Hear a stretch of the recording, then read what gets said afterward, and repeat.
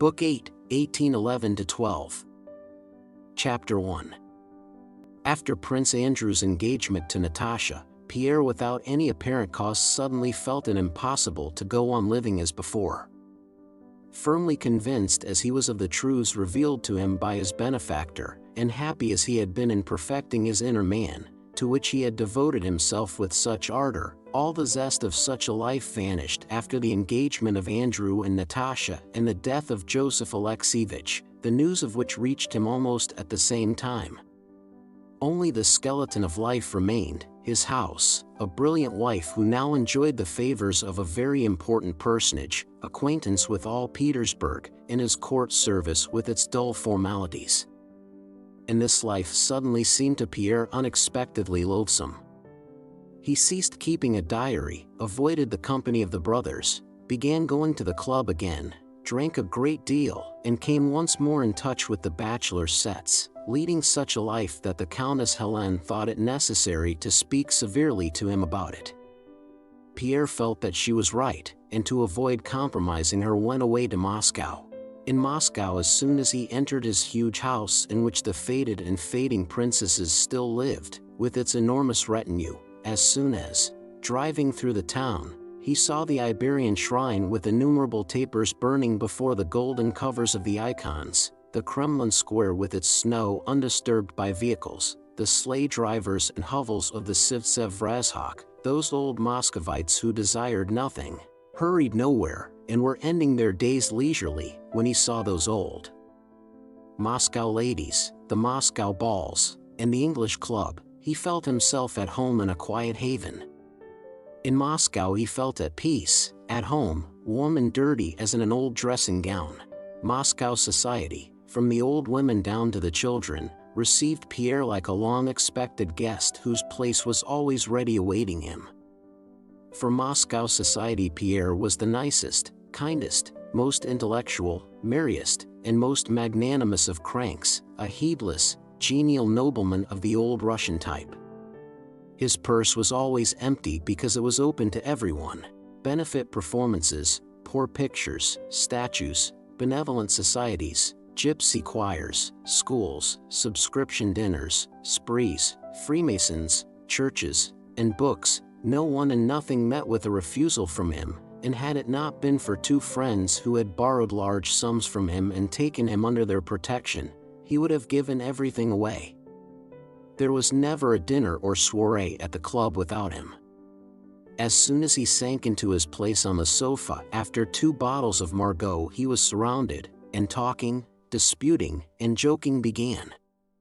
When there were quarrels, his kindly smile and well-timed jests reconciled the antagonists. The Masonic dinners were dull and dreary when he was not there. When after a bachelor's supper he rose with his amiable and kindly smile, yielding to the entreaties of the festive company to drive off somewhere with them, shouts of delight and triumph arose among the young men. At balls he danced if a partner was needed.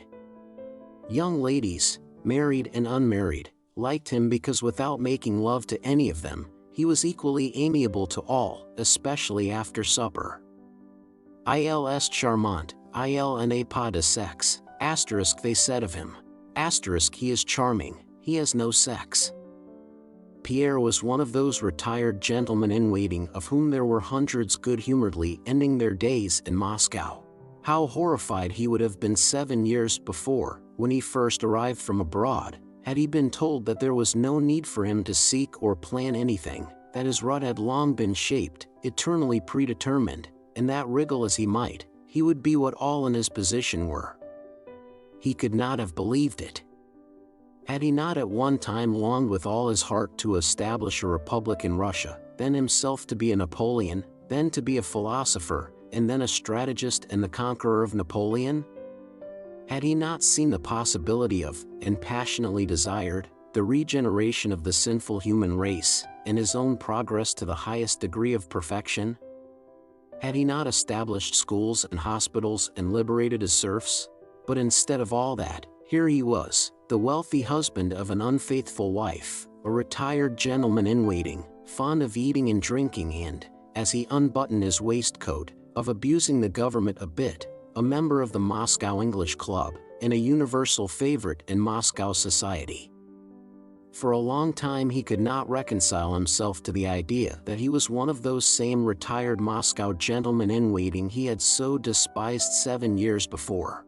Sometimes he consoled himself with the thought that he was only living this life temporarily, but then he was shocked by the thought of how many, like himself, had entered that life and that club temporarily, with all their teeth and hair, and had only left it when not a single tooth or hair remained.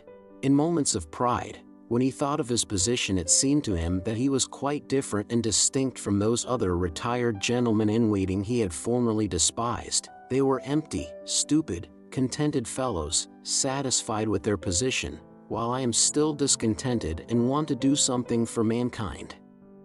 But perhaps all these comrades of mine struggled just like me and sought something new, a path in life of their own, and like me were brought by force of circumstances, society, and race, by that elemental force against which man is powerless, to the condition I am in, said he to himself in moments of humility, and after living some time in Moscow he no longer despised, but began to grow fond of, to respect, and to pity his comrades in destiny, as he pitted himself.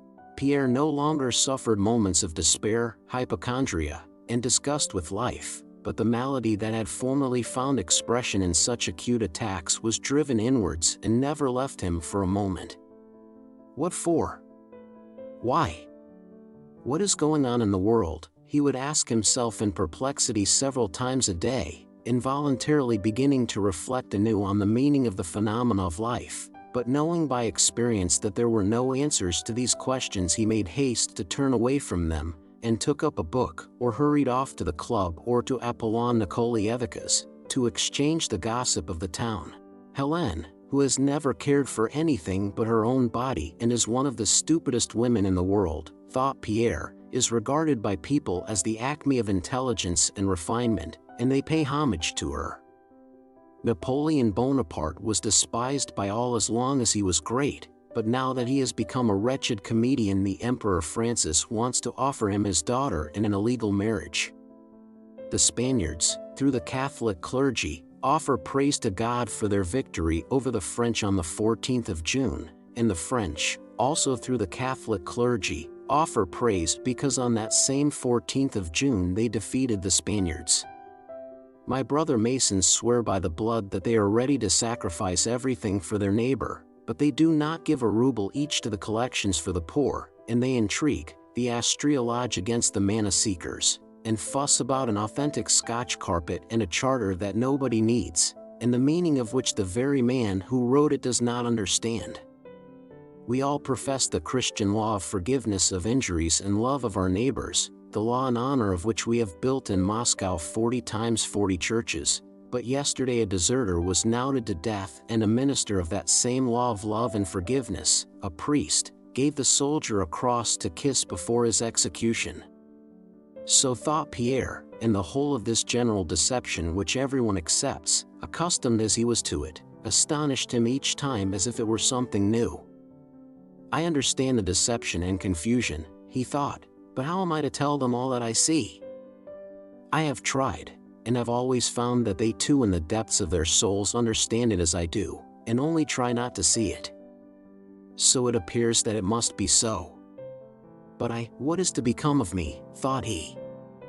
He had the unfortunate capacity many men, especially Russians, have of seeing and believing in the possibility of goodness and truth, but of seeing the evil and falsehood of life too clearly to be able to take a serious part in it.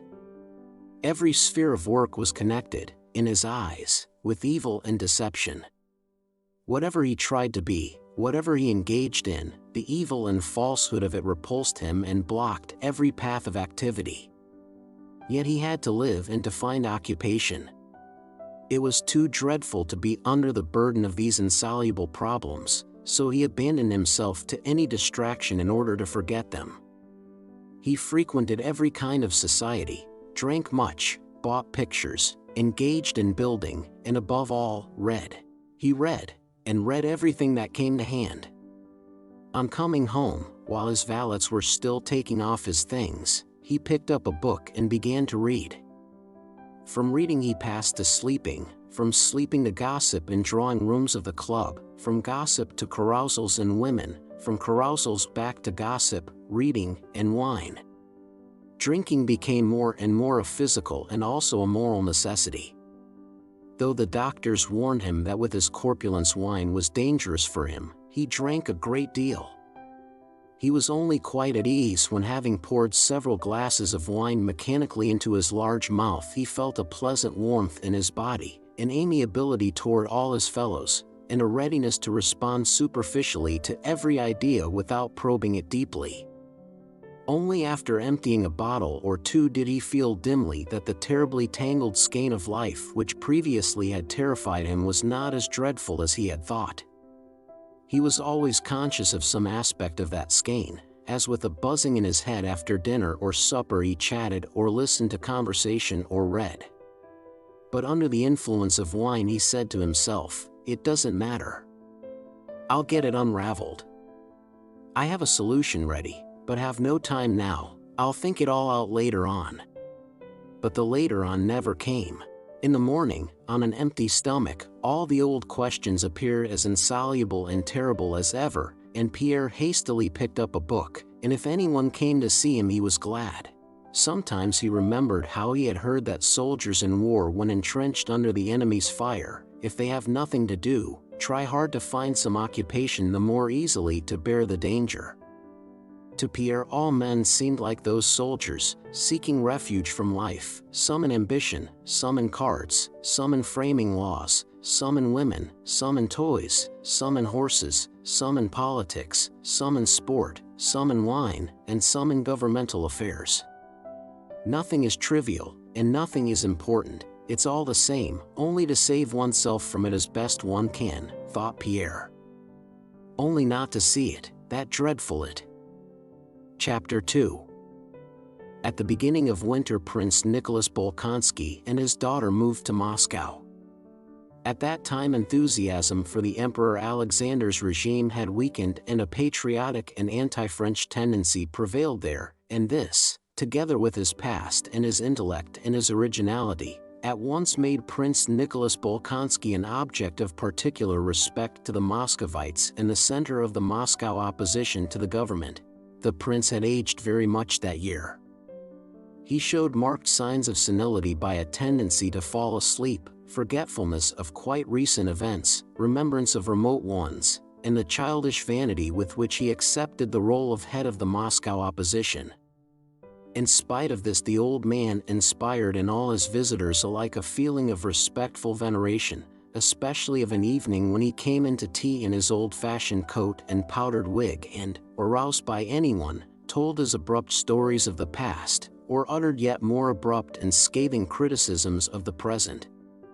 For them all, that old-fashioned house with its gigantic mirrors, pre-revolution furniture, powdered footmen, and the stern shrewd old man, himself a relic of the past century, with his gentle daughter and the pretty Frenchwoman who were reverently devoted to him, presented a majestic and agreeable spectacle.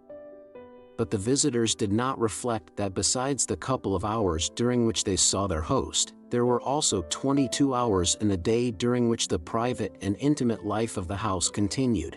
Latterly that private life had become very trying for Princess Mary.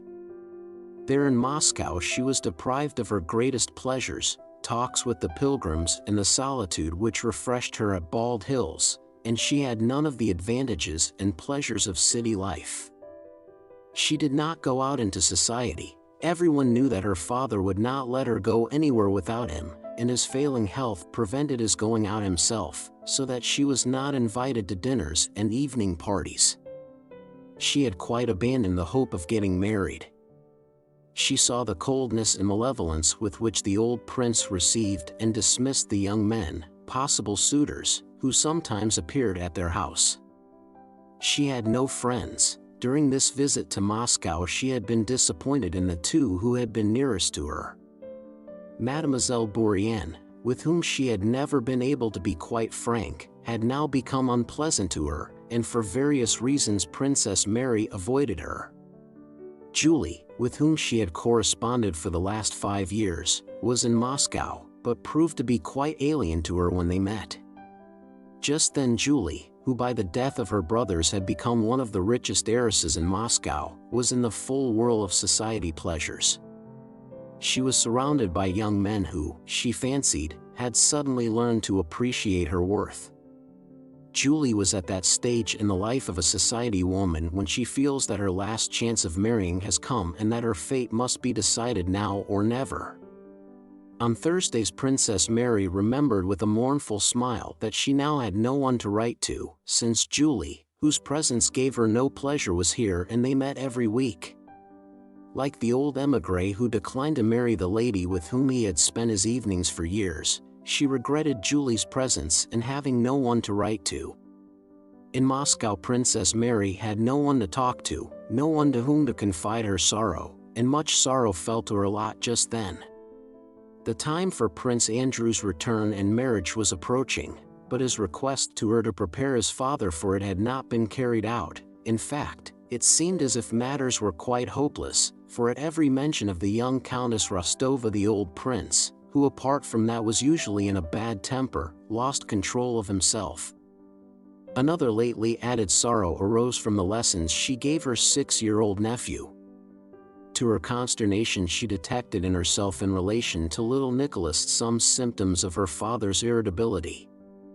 However often she told herself that she must not get irritable when teaching her nephew, almost every time that, pointer in hand, she sat down to show him the French alphabet, she so longed to pour her own knowledge quickly and easily into the child, who was already afraid that Auntie might at any moment get angry, that at his slightest inattention she trembled, became flustered and heated, raised her voice, and sometimes pulled him by the arm and put him in the corner. Having put him in the corner, she would herself begin to cry over her cruel, evil nature, and little Nicholas, following her example, would sob, and without permission would leave his corner, come to her, pull her wet hands from her face, and comfort her. But what distressed the princess most of all was her father's irritability, which was always directed against her and had of late amounted to cruelty. Had he forced her to prostrate herself to the ground all night, had he beaten her or made her fetch wood or water, it would never have entered her mind to think her position hard. But this loving despot, the more cruel because he loved her and for that reason tormented himself and her, knew how not merely to hurt and humiliate her deliberately, but to show her that she was always to blame for everything. Of late he had exhibited a new trait that tormented Princess Mary more than anything else. This was his ever-increasing intimacy with Mademoiselle Bourienne. The idea that at the first moment of receiving the news of his son's intentions had occurred to him in jest, that if Andrew got married he himself would marry Bourienne, had evidently pleased him, and latterly he had persistently, and as it seemed to Princess Mary merely to offend her, shown special endearments to the companion and expressed his dissatisfaction with his daughter by demonstrations of love of Bourienne. One day in Moscow, in Princess Mary's presence, she thought her father did it purposely when she was there. The old prince kissed Mademoiselle Bourienne's hand and, drawing her to him, embraced her affectionately. Princess Mary flushed and ran out of the room. A few minutes later Mademoiselle Bourienne came into Princess Mary's room smiling and making cheerful remarks in her agreeable voice. Princess Mary hastily wiped away her tears, went resolutely up to Mademoiselle Bourienne, and evidently unconscious of what she was doing began shouting in angry haste at the Frenchwoman, her voice breaking, "It's horrible, vile, inhuman, to take advantage of the weakness." She did not finish. "Leave my room," she exclaimed, and burst into sobs. Next day the prince did not say a word to his daughter, but she noticed that at dinner he gave orders that Mademoiselle Bourienne should be served first. After dinner, when the footman handed coffee and from habit began with the princess, the prince suddenly grew furious, threw his stick at Philip, and instantly gave instructions to have him conscripted for the army. "He doesn't obey. I said it twice, and he doesn't obey. She is the first person in this house, she's my best friend," cried the prince.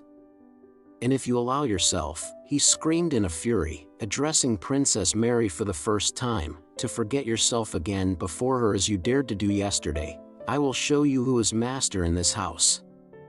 Go! Don't let me set eyes on you, beg her pardon." Princess Mary asked Mademoiselle Bourienne's pardon, and also her father's pardon for herself and for Philip the footman, who had begged for her intervention. At such moments something like a pride of sacrifice gathered in her soul.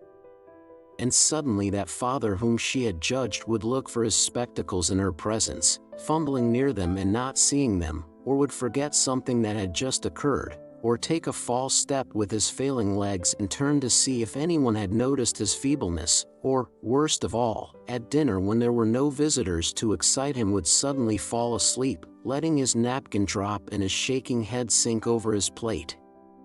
"He is old and feeble, and I dare to condemn him," she thought at such moments, with a feeling of revulsion against herself. Chapter 3. In 1811 there was living in Moscow a French doctor, Métivier, who had rapidly become the fashion. He was enormously tall, handsome, amiable as Frenchmen are, and was, as all Moscow said, an extraordinarily clever doctor. He was received in the best houses not merely as a doctor, but as an equal. Prince Nicholas had always ridiculed medicine, but latterly on Mademoiselle Bourienne's advice had allowed this doctor to visit him and had grown accustomed to him. Métivier came to see the prince about twice a week. On December 6, St. Nicholas Day and the prince's name day, all Moscow came to the prince's front door, but he gave orders to admit no one and to invite to dinner only a small number, a list of whom he gave to Princess Mary. Métivier, who came in the morning with his felicitations, considered it proper in his quality of doctor to force her la consigne, as he told Princess Mary, and went in to see the prince. It happened that on that morning of his name day the prince was in one of his worst moods.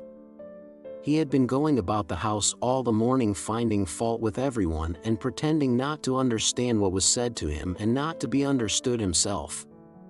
Princess Mary well knew this mood of quiet absorbed querulousness, which generally culminated in a burst of rage, and she went about all that morning as though facing a cocked and loaded gun and awaited the inevitable explosion. Until the doctor's arrival the morning had passed off safely. After admitting the doctor, Princess Mary sat down with a book in the drawing room near the door through which she could hear all that passed in the study. To force the guard. At first she heard only Métivier's voice, then her father's, then both voices began speaking at the same time. The door was flung open, and on the threshold appeared the handsome figure of the terrified Métivier with his shock of black hair, and the prince in his dressing gown and fez, his face distorted with fury and the pupils of his eyes rolled downwards. "You don't understand," shouted the prince, "but I do. French spy, slave of Bonaparte, spy, get out of my house. Be off, I tell you," and he slammed the door. Métivier, shrugging his shoulders, went up to Mademoiselle Bourienne, who at the sound of shouting had run in from an adjoining room. "The prince is not very well, bile and rush of blood to the head." "Keep calm, I will call again tomorrow," said Métivier, and putting his fingers to his lips he hastened away. Through the study door came the sound of slippered feet and the cry, "Spies, traitors, traitors everywhere. Not a moment's peace in my own house." After Métivier's departure the old prince called his daughter in, and the whole weight of his wrath fell on her. She was to blame that a spy had been admitted. Had he not told her, yes, told her to make a list, and not to admit anyone who was not on that list? Then why was that scoundrel admitted? She was the cause of it all. With her, he said, he could not have a moment's peace and could not die quietly. "No, ma'am. We must part, we must part. Understand that, understand it. I cannot endure any more," he said, and left the room. Then, as if afraid she might find some means of consolation, he returned and trying to appear calm added, "And don't imagine I have said this in a moment of anger. I am calm. I have thought it over, and it will be carried out. We must part, so find some place for yourself." But he could not restrain himself, and with the virulence of which only one who loves is capable, evidently suffering himself, he shook his fists at her and screamed. If only some fool would marry her.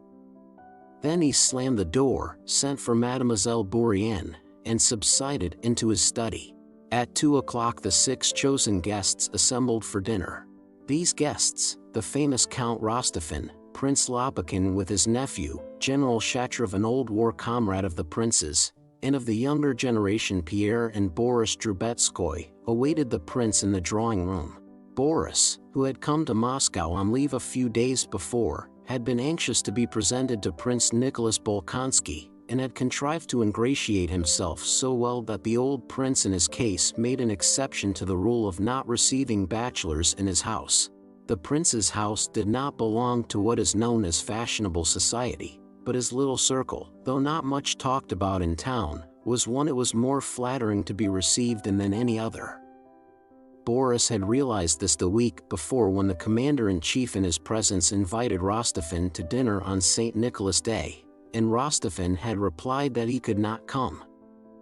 On that day I always go to pay my devotions to the relics of Prince Nicholas Bolkonsky. Oh, yes, yes, replied the commander-in-chief. How is he? The small group that assembled before dinner in the lofty old-fashioned drawing room with its old furniture resembled the solemn gathering of a court of justice. All were silent or talked in low tones. Prince Nicholas came in serious and taciturn.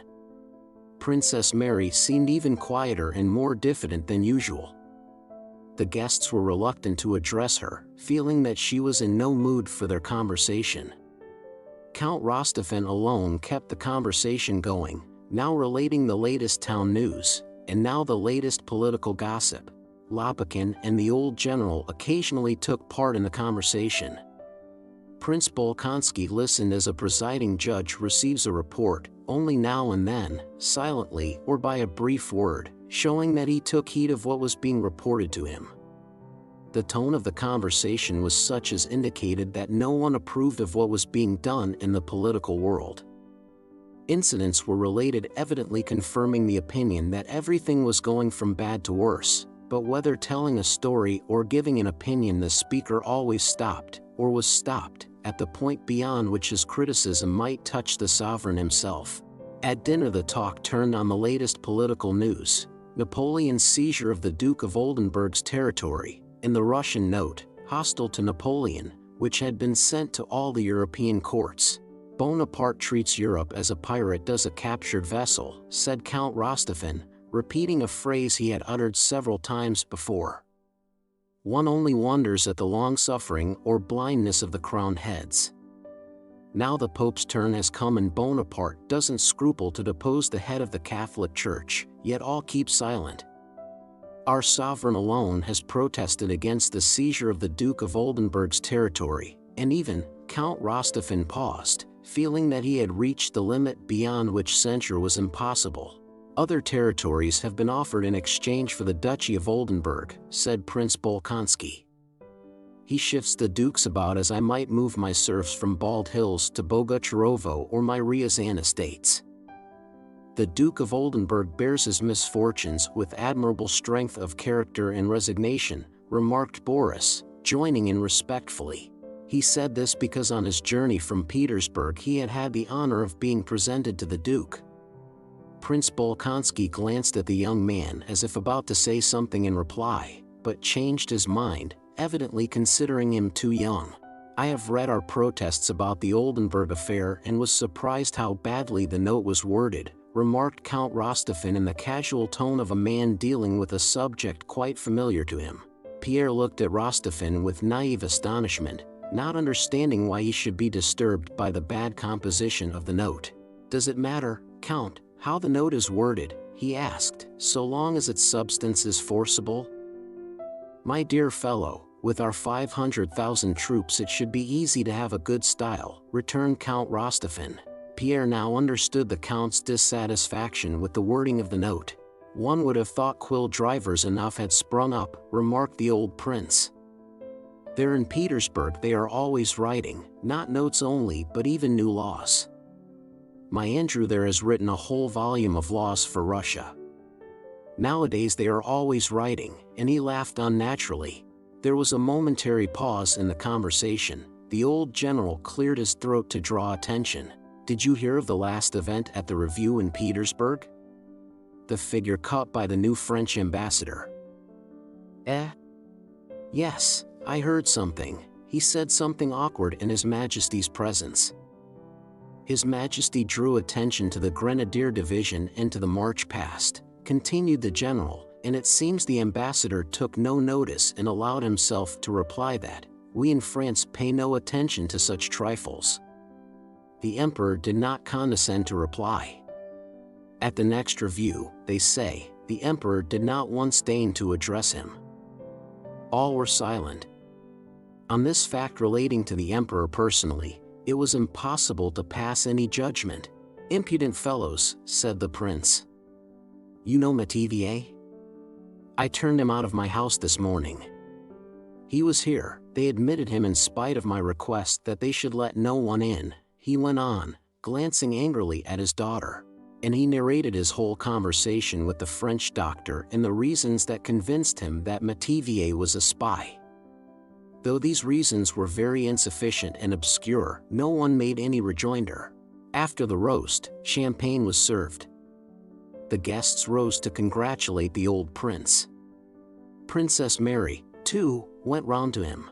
He gave her a cold, angry look and offered her his wrinkled, clean-shaven cheek to kiss. The whole expression of his face told her that he had not forgotten the morning's talk, that his decision remained in force, and only the presence of visitors hindered his speaking of it to her now. When they went into the drawing room where coffee was served, the old men sat together. Prince Nicholas grew more animated and expressed his views on the impending war. He said that our wars with Bonaparte would be disastrous so long as we sought alliances with the Germans and thrust ourselves into European affairs, into which we had been drawn by the Peace of Tilsit. We ought not to fight either for or against Austria. Our political interests are all in the East, and in regard to Bonaparte the only thing is to have an armed frontier and a firm policy, and he will never dare to cross the Russian frontier, as was the case in 1807. "How can we fight the French, Prince?" said Count Rostophin. "Can we arm ourselves against our teachers and divinities? Look at our youths, look at our ladies. The French are our gods, Paris is our kingdom of heaven." He began speaking louder, evidently to be heard by everyone. "French dresses, French ideas, French feelings. There now, you turn Metivier out by the scruff of his neck because he is a Frenchman and a scoundrel, but our ladies crawl after him on their knees. I went to a party last night, and there out of 5 ladies 3 were Roman Catholics and had the Pope's indulgence for doing woolwork on Sundays. And they themselves sit there nearly naked, like the signboards at our public baths, if I may say so. Ah, when one looks at our young people, Prince, one would like to take Peter the Great's old cudgel out of the museum and belabor them in the Russian way till all the nonsense jumps out of them." All were silent. The old prince looked at Rostophin with a smile and wagged his head approvingly. "Well, goodbye, Your Excellency, keep well," said Rostophin, getting up with characteristic briskness and holding out his hand to the prince. "Goodbye, my dear fellow. His words are music. I never tire of hearing him," said the old prince, keeping hold of the hand and offering his cheek to be kissed. Following Rostofin's example, the others also rose. Chapter 4. Princess Mary, as she sat listening to the old men's talk and fault-finding, understood nothing of what she heard. She only wondered whether the guests had all observed her father's hostile attitude toward her.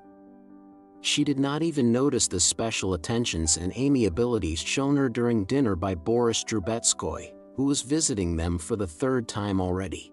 Princess Mary turned with absent-minded questioning look to Pierre, who hat in hand and with a smile on his face was the last of the guests to approach her after the old prince had gone out and they were left alone in the drawing room. "May I stay a little longer?" he said, letting his stout body sink into an armchair beside her. "Oh yes," she answered. "You noticed nothing?" her look asked. Pierre was in an agreeable after-dinner mood. He looked straight before him and smiled quietly. "Have you known that young man long, Princess?" he asked. Who? Drubetskoy. No, not long. Do you like him? Yes, he is an agreeable young man. Why do you ask me that? Said Princess Mary, still thinking of that morning's conversation with her father. Because I have noticed that when a young man comes on leave from Petersburg to Moscow, it is usually with the object of marrying an heiress. You have observed that? Said Princess Mary. Yes, returned Pierre with a smile, and this young man now manages matters so that where there is a wealthy heiress there he is too. I can read him like a book. At present he is hesitating whom to lay siege to, you or Mademoiselle Julie Karenina. He is very attentive to her. He visits them? Yes, very often. And do you know the new way of courting? Said Pierre with an amused smile, evidently in that cheerful mood of good-humored raillery for which he so often reproached himself in his diary. No, replied Princess Mary. To please Moscow girls nowadays one has to be melancholy. He is very melancholy with Mademoiselle Karenina, said Pierre. Really? Asked Princess Mary, looking into Pierre's kindly face and still thinking of her own sorrow. It would be a relief, thought she, if I ventured to confide what I am feeling to someone. I should like to tell everything to Pierre. He is kind and generous. It would be a relief. He would give me advice. Would you marry him? Oh, my God, Count, there are moments when I would marry anybody, she cried suddenly to her own surprise and with tears in her voice. Ah, how bitter it is to love someone near to you and to feel that, she went on in a trembling voice, that you can do nothing for him but grieve him, and to know that you cannot alter this. Then there's only one thing left, to go away, but where could I go? What is wrong? What is it, Princess? But without finishing what she was saying, Princess Mary burst into tears. I don't know what is the matter with me today. Don't take any notice, forget what I have said. Pierre's gaiety vanished completely. He anxiously questioned the princess, asked her to speak out fully and confide her grief to him, but she only repeated that she begged him to forget what she had said, that she did not remember what she had said, and that she had no trouble except the one he knew of, that Prince Andrew's marriage threatened to cause a rupture between father and son. Have you any news of the Rostovs? She asked, to change the subject. I was told they are coming soon. I am also expecting Andrew any day. I should like them to meet here. And how does he now regard the matter? Asked Pierre, referring to the old prince. Princess Mary shook her head. What is to be done? In a few months the year will be up. The thing is impossible. I only wish I could spare my brother the first moments. I wish they would come sooner. I hope to be friends with her. You have known them a long time, said Princess Mary. Tell me honestly the whole truth. What sort of girl is she, and what do you think of her, the real truth? Because you know Andrew is risking so much doing this against his father's will that I should like to know. An undefined instinct told Pierre that these explanations, and repeated requests to be told the whole truth, expressed ill will on the princess' part toward her future sister-in-law and a wish that he should disapprove of Andrew's choice, but in reply he said what he felt rather than what he thought. I don't know how to answer your question, he said, blushing without knowing why. I really don't know what sort of girl she is. I can't analyze her at all. She is enchanting, but what makes her so I don't know. That is all one can say about her. Princess Mary sighed, and the expression on her face said, yes, that's what I expected and feared. Is she clever? She asked.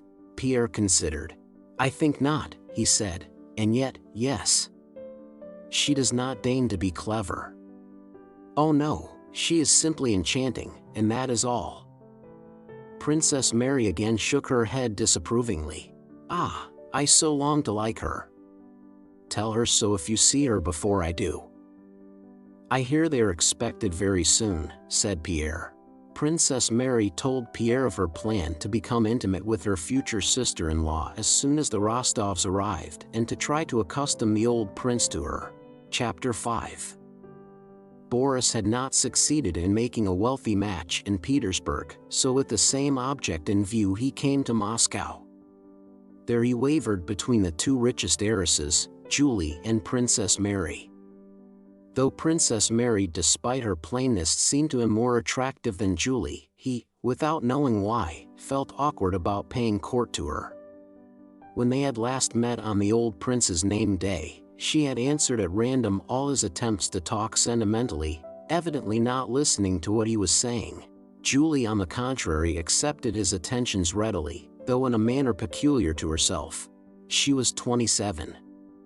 After the death of her brothers, she had become very wealthy. She was by now decidedly plain, but thought herself not merely as good-looking as before, but even far more attractive. She was confirmed in this delusion by the fact that she had become a very wealthy heiress, and also by the fact that the older she grew, the less dangerous she became to men, and the more freely they could associate with her and avail themselves of her suppers, soirees, and the animated company that assembled at her house, without incurring any obligation. A man who would have been afraid 10 years before of going every day to the house when there was a girl of 17 there, for fear of compromising her and committing himself, would now go boldly every day and treat her not as a marriageable girl but as a sexless acquaintance. That winter the Karagins' house was the most agreeable and hospitable in Moscow. In addition to the formal evening and dinner parties, a large company, chiefly of men, gathered there every day, supping at midnight and staying till 3 in the morning.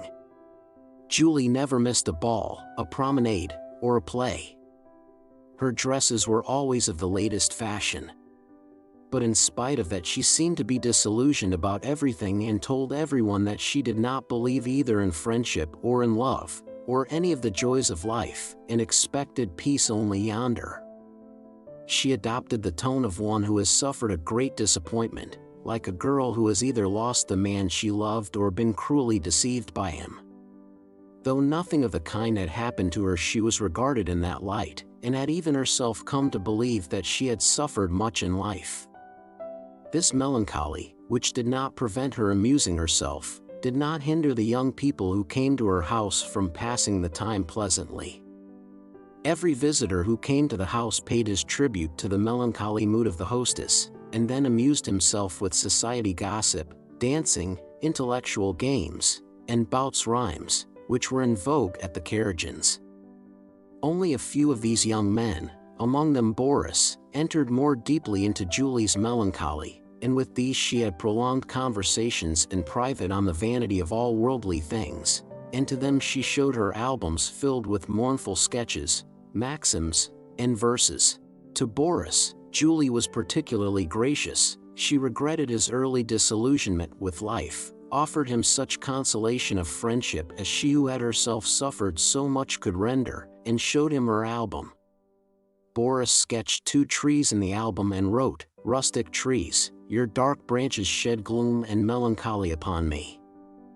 On another page he drew a tomb, and wrote, "La mort est secorable et la mort est tranquille.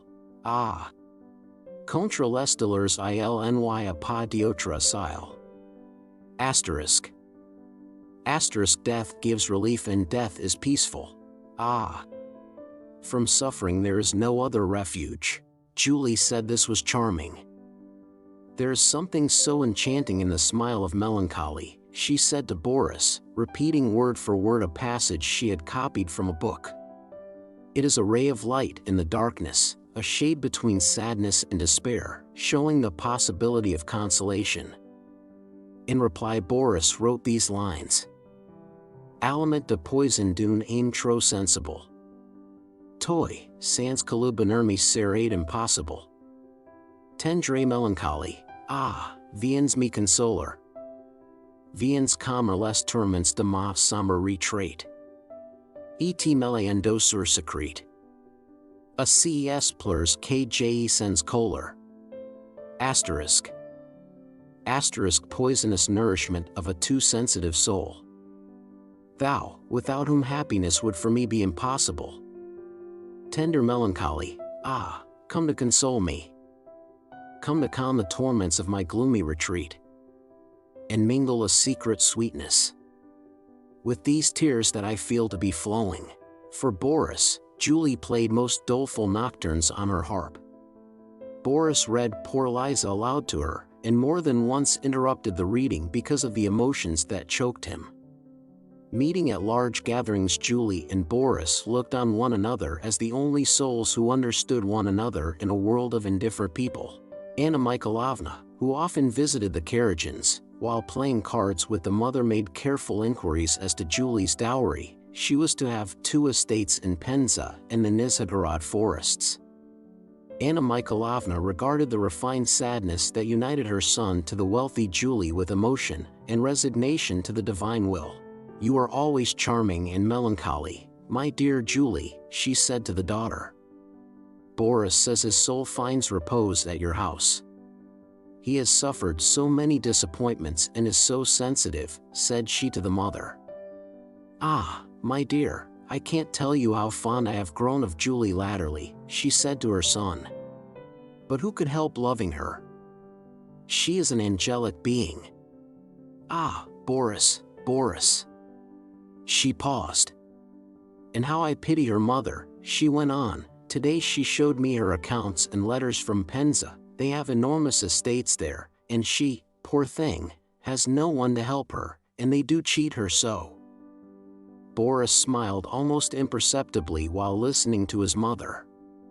He laughed blandly at her naive diplomacy but listened to what she had to say, and sometimes questioned her carefully about the Penza and Nizhegorod estates. Julie had long been expecting a proposal from her melancholy adorer and was ready to accept it, but some secret feeling of repulsion for her passionate desire to get married, for her artificiality, and a feeling of horror at renouncing the possibility of real love still restrained Boris. His leave was expiring. He spent every day and whole days at the Karagins, and every day on thinking the matter over told himself that he would propose tomorrow. But in Julie's presence, looking at her red face and chin, nearly always powdered, her moist eyes, and her expression of continual readiness to pass at once from melancholy to an unnatural rapture of married bliss, Boris could not utter the decisive words, though in imagination he had long regarded himself as the possessor of those Penza and Nizhegorod estates and had apportioned the use of the income from them. Julie saw Boris' indecision, and sometimes the thought occurred to her that she was repulsive to him, but her feminine self-deception immediately supplied her with consolation, and she told herself that he was only shy from love. Her melancholy, however, began to turn to irritability, and not long before Boris' departure she formed a definite plan of action. Just as Boris' leave of absence was expiring, Anatole Karagin made his appearance in Moscow, and of course in the Karagin's drawing room, and Julie, suddenly abandoning her melancholy, became cheerful and very attentive to Karagin. My dear, said Anna Mikhailovna to her son, I know from a reliable source that Prince Vasily has sent his son to Moscow to get him married to Julie. I am so fond of Julie that I should be sorry for her. What do you think of it, my dear?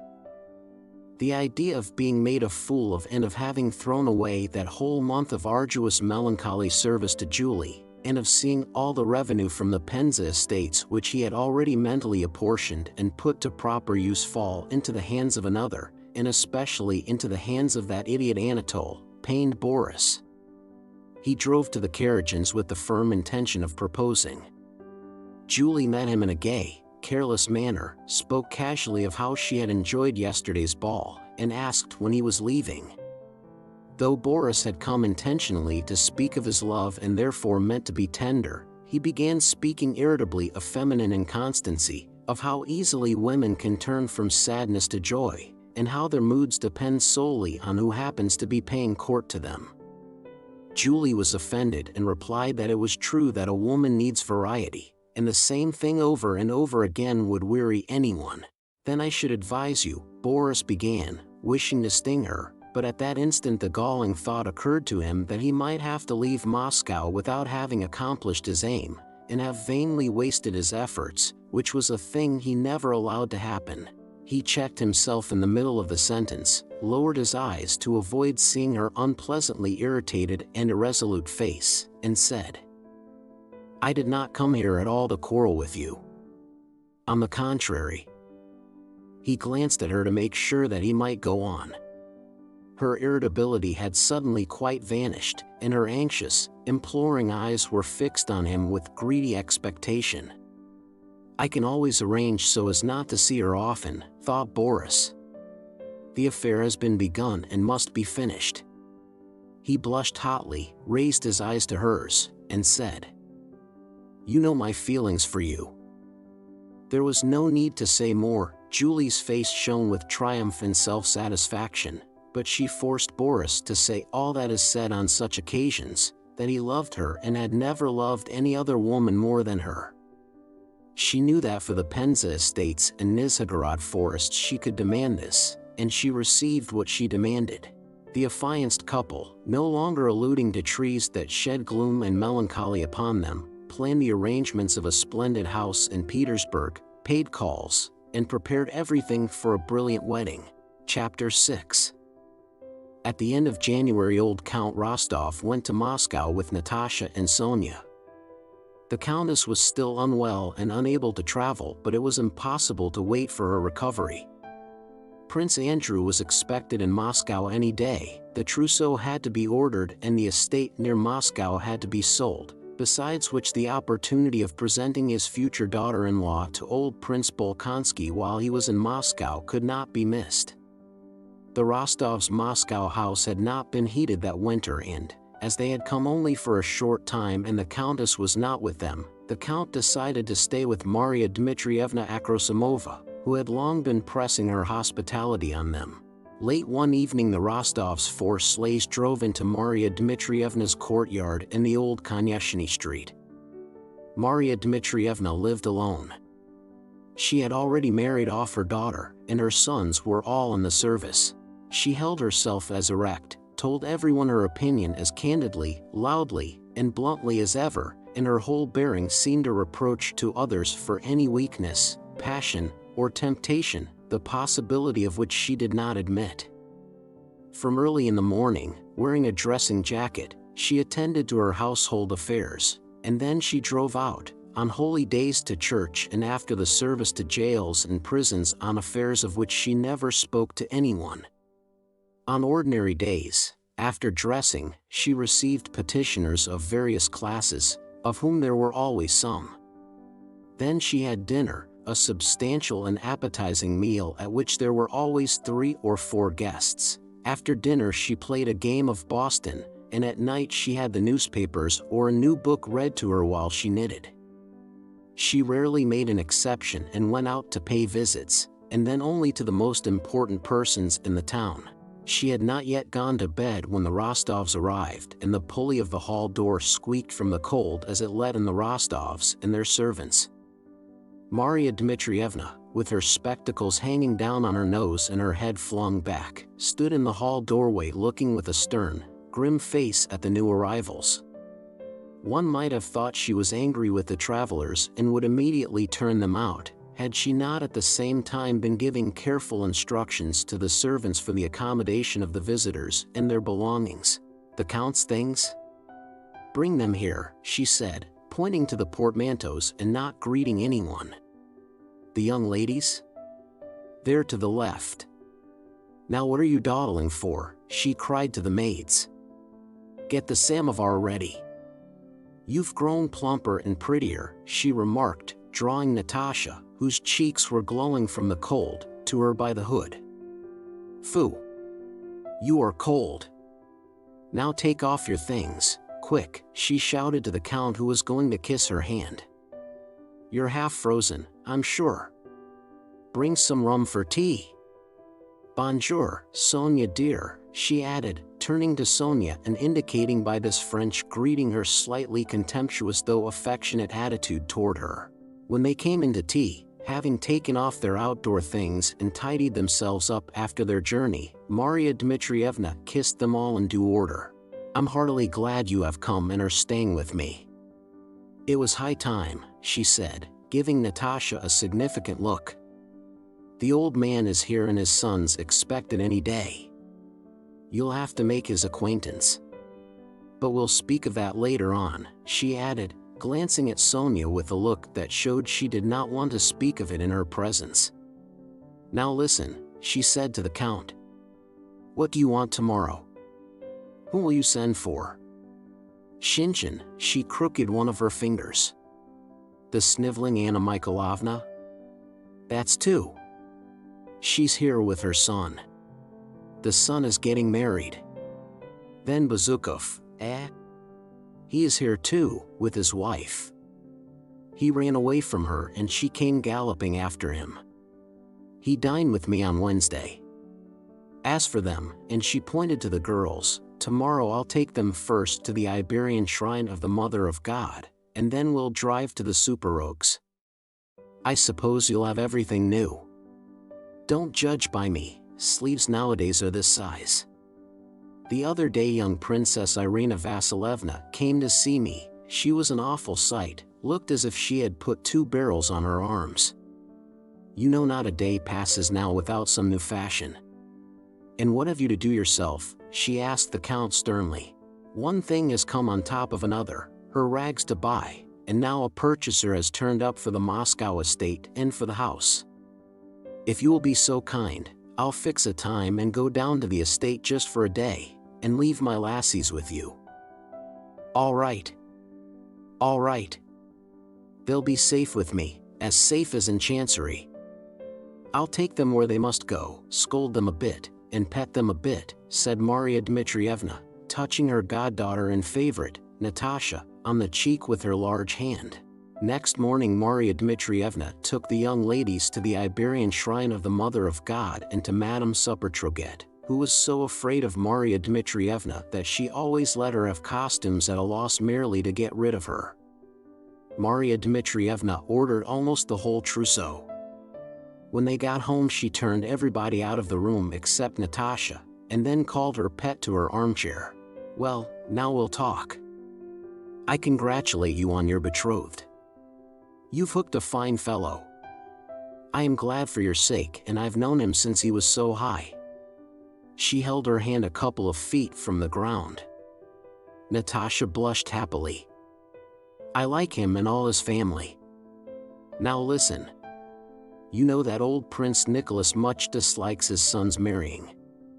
The old fellow's crotchety.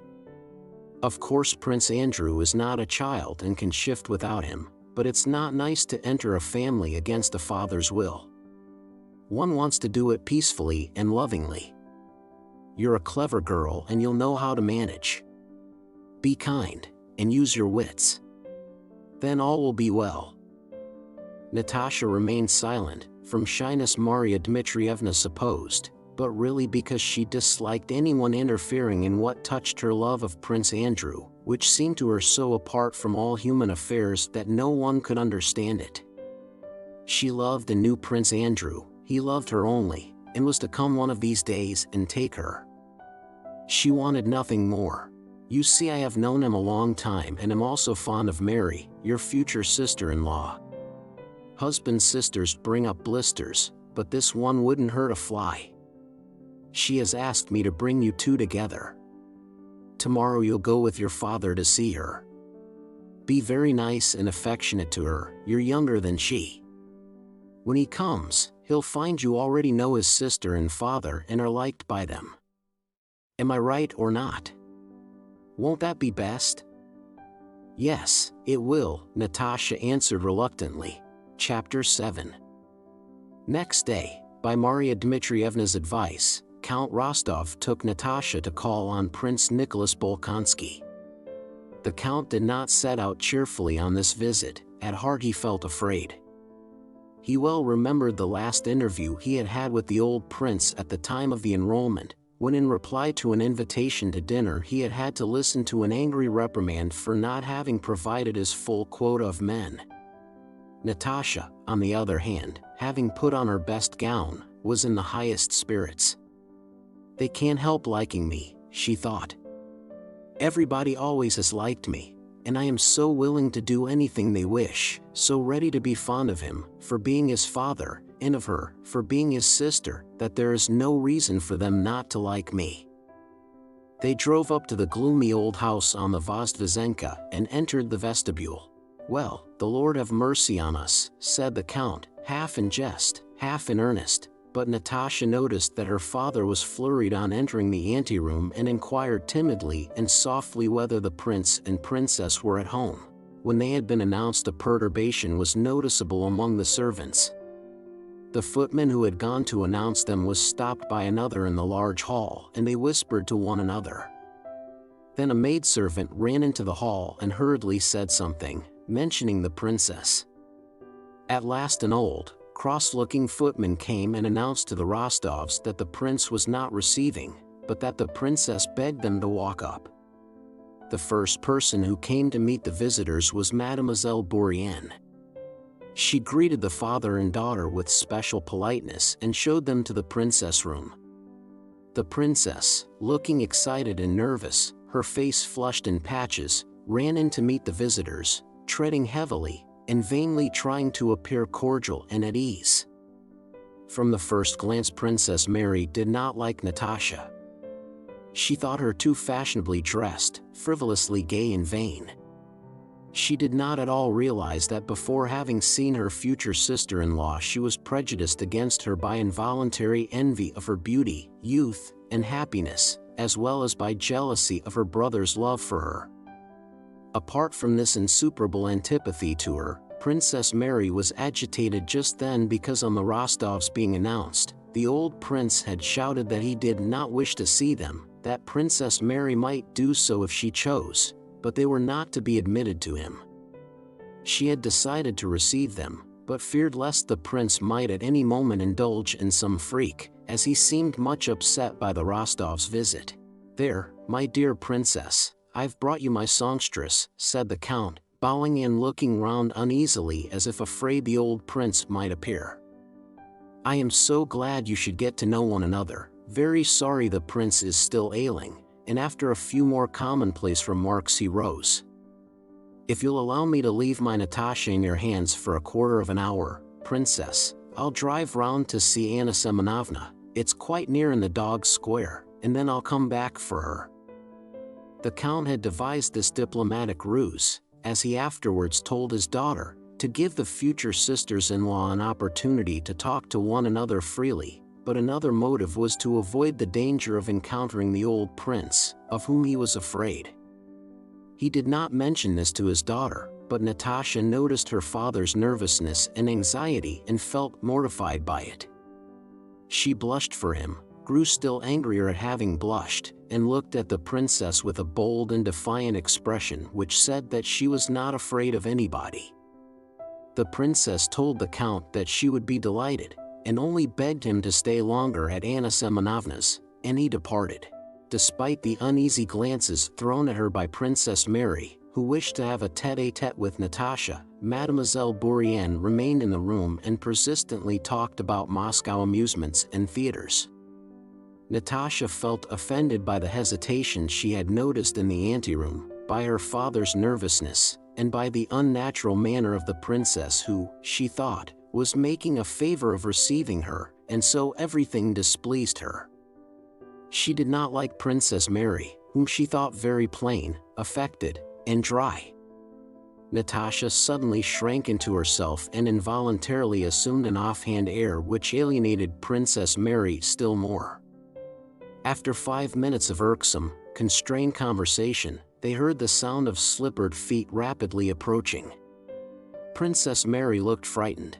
The door opened and the old prince, in a dressing gown and a white nightcap, came in. "Ah, madam," he began. "Madam, Countess Rostova, if I am not mistaken. I beg you to excuse me, I did not know, madam. God is my witness, I did not know you had honored us with a visit, and I came in such a costume only to see my daughter.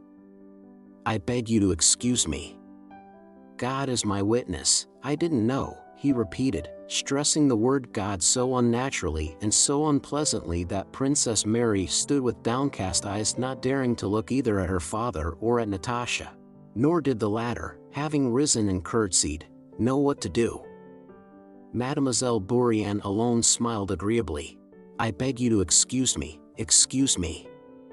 God is my witness, I did not know," muttered the old man, and after looking Natasha over from head to foot he went out. Mademoiselle Bourienne was the first to recover herself after this apparition and began speaking about the prince's indisposition. Natasha and Princess Mary looked at one another in silence, and the longer they did so without saying what they wanted to say, the greater grew their antipathy to one another. When the Count returned, Natasha was impolitely pleased and hastened to get away. At that moment she hated the stiff, elderly princess, who could place her in such an embarrassing position and had spent half an hour with her without once mentioning Prince Andrew. "I couldn't begin talking about him in the presence of that Frenchwoman," thought Natasha. The same thought was meanwhile tormenting Princess Mary. She knew what she ought to have said to Natasha, but she had been unable to say it because Mademoiselle Bourienne was in the way, and because, without knowing why, she felt it very difficult to speak of the marriage. When the Count was already leaving the room, Princess Mary went up hurriedly to Natasha, took her by the hand, and said with a deep sigh, "Wait, I must." Natasha glanced at her ironically without knowing why. "Dear Natalie," said Princess Mary, "I want you to know that I am glad my brother has found happiness." She paused, feeling that she was not telling the truth. Natasha noticed this and guessed its reason. "I think, Princess, it is not convenient to speak of that now," she said with external dignity and coldness, though she felt the tears choking her. "What have I said and what have I done?" thought she, as soon as she was out of the room. They waited a long time for Natasha to come to dinner that day. She sat in her room crying like a child, blowing her nose and sobbing. Sonia stood beside her, kissing her hair. "Natasha, what is it about?" she asked. "What do they matter to you?" "It will all pass, Natasha. But if you only knew how offensive it was, as if I..." "Don't talk about it, Natasha. It wasn't your fault, so why should you mind?" "Kiss me," said Sonia. Natasha raised her head and, kissing her friend on the lips, pressed her wet face against her. "I can't tell you. I don't know."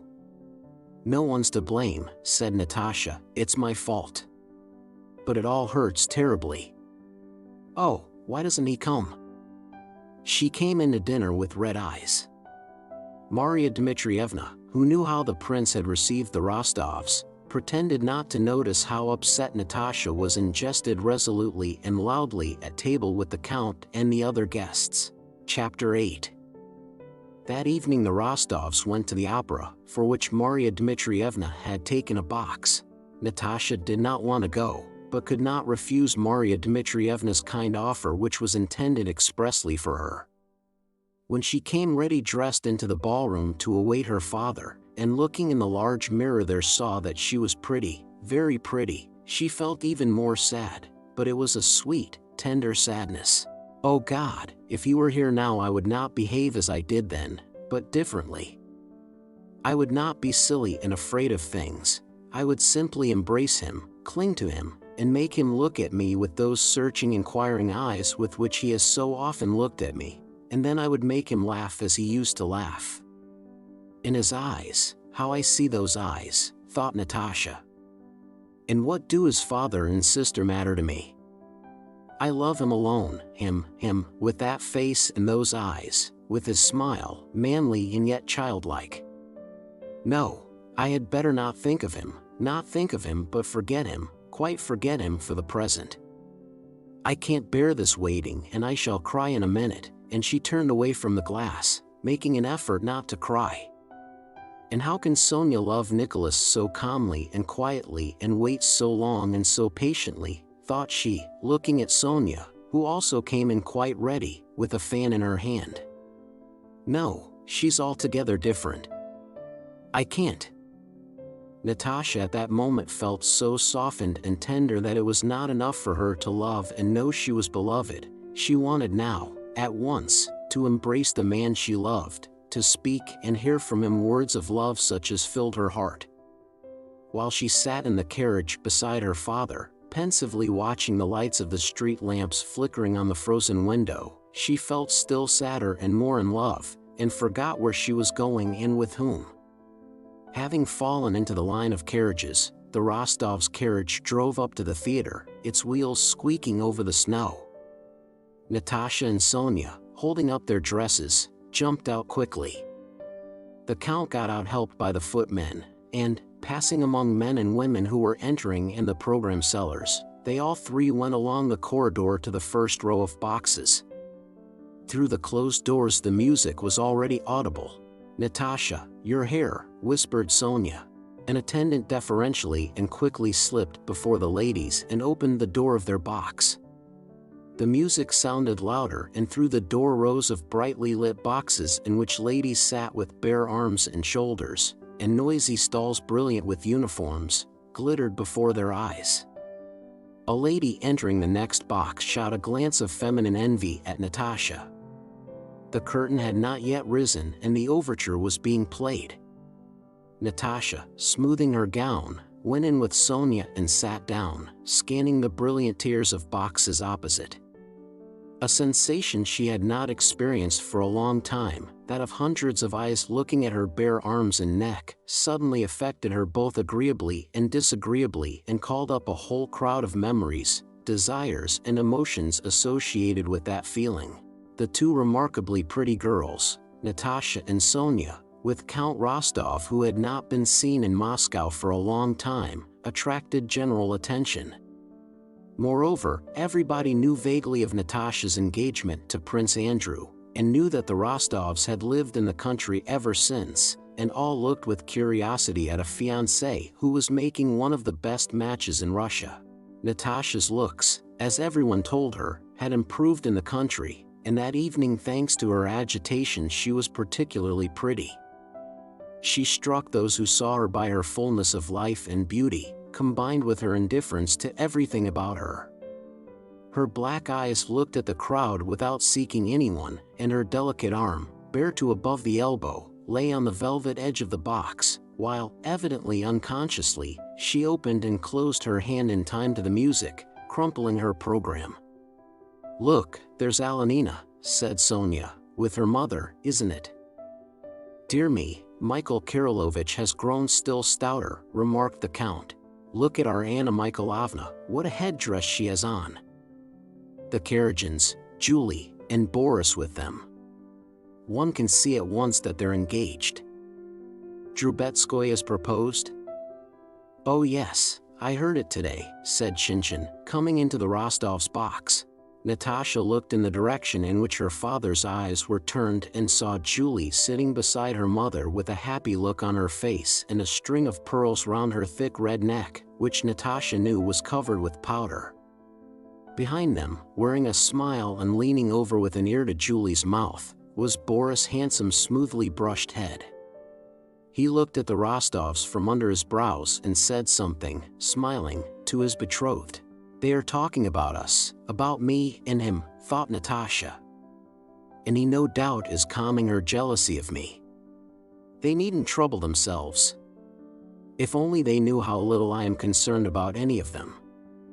Behind them sat Anna Mikhailovna wearing a green headdress and with a happy look of resignation to the will of God on her face. Their box was pervaded by that atmosphere of an affianced couple which Natasha knew so well and liked so much. She turned away and suddenly remembered all that had been so humiliating in her morning's visit. "What right has he not to wish to receive me into his family? Oh, better not think of it, not till he comes back," she told herself, and began looking at the faces, some strange and some familiar, in the stalls.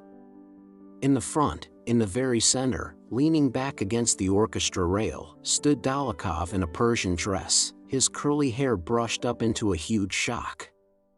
He stood in full view of the audience, well aware that he was attracting everyone's attention, yet as much at ease as though he were in his own room.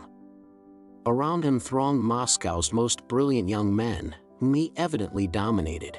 The Count, laughing, nudged the blushing Sonia and pointed to her former adorer. "Do you recognize him?" said he. "And where has he sprung from?" he asked, turning to Shinshin. "Didn't he vanish somewhere?" "He did," replied Shinshin. "He was in the Caucasus and ran away from there. They say he has been acting as minister to some ruling prince in Persia, where he killed the Shah's brother. Now all the Moscow ladies are mad about him. It's Dolokhov the Persian that does it. We never hear a word but Dolokhov is mentioned. They swear by him, they offer him to you as they would a dish of choice sterlet. Dolokhov and Anatole Karagin have turned all our ladies' heads." A tall, beautiful woman with a mass of plaited hair and much exposed plump white shoulders and neck, round which she wore a double string of large pearls, entered the adjoining box rustling her heavy silk dress and took a long time settling into her place. Natasha involuntarily gazed at that neck, those shoulders, and pearls and coiffure, and admired the beauty of the shoulders and the pearls. While Natasha was fixing her gaze on her for the second time, the lady looked round and, meeting the Count's eyes, nodded to him and smiled. She was the Countess Bezukhova, Pierre's wife, and the Count, who knew everyone in society, leaned over and spoke to her. "Have you been here long, Countess?" he inquired. I'll call to kiss your hand. I'm here on business and have brought my girls with me. They say Semenova acts marvelously. Count Pierre never used to forget us. Is he here?" "Yes, he meant to look in," answered Helene, and glanced attentively at Natasha. Count Rostov resumed his seat. "Handsome, isn't she?" he whispered to Natasha. "Wonderful," answered Natasha. "She's a woman one could easily fall in love with." Just then the last chords of the overture were heard and the conductor tapped with his stick. Some latecomers took their seats in the stalls, and the curtain rose. As soon as it rose, everyone in the boxes and stalls became silent, and all the men, old and young, in uniform and evening dress, and all the women with gems on their bare flesh, turned their whole attention with eager curiosity to the stage. Natasha too began to look at it. Chapter 9. The floor of the stage consisted of smooth boards, at the sides was some painted cardboard representing trees, and at the back was a cloth stretched over boards. In the center of the stage sat some girls in red bodices and white skirts. One very fat girl in a white silk dress sat apart on a low bench, to the back of which a piece of green cardboard was glued. They all sang something. When they had finished their song, the girl in white went up to the prompter's box, and a man with tight silk trousers over his stout legs, and holding a plume and a dagger, went up to her and began singing, waving his arms about. First the man in the tight trousers sang alone, then she sang, then they both paused while the orchestra played, and the man fingered the hand of the girl in white, obviously awaiting the beat to start singing with her. They sang together and everyone in the theater began clapping and shouting, while the man and woman on the stage, who represented lovers, began smiling, spreading out their arms, and bowing. After her life in the country, and in her present serious mood, all this seemed grotesque and amazing to Natasha. She could not follow the opera nor even listen to the music. She saw only the painted cardboard and the queerly dressed men and women who moved, spoke, and sang so strangely in that brilliant light.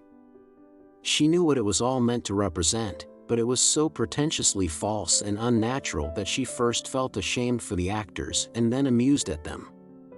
She looked at the faces of the audience, seeking in them the same sense of ridicule and perplexity she herself experienced, but they all seemed attentive to what was happening on the stage, and expressed delight which to Natasha seemed feigned. I suppose it has to be like this, she thought. She kept looking round in turn at the rows of pomaded heads in the stalls and then at the semi-nude women in the boxes, especially at Helene in the next box, who, apparently quite unclothed, sat with a quiet tranquil smile, not taking her eyes off the stage.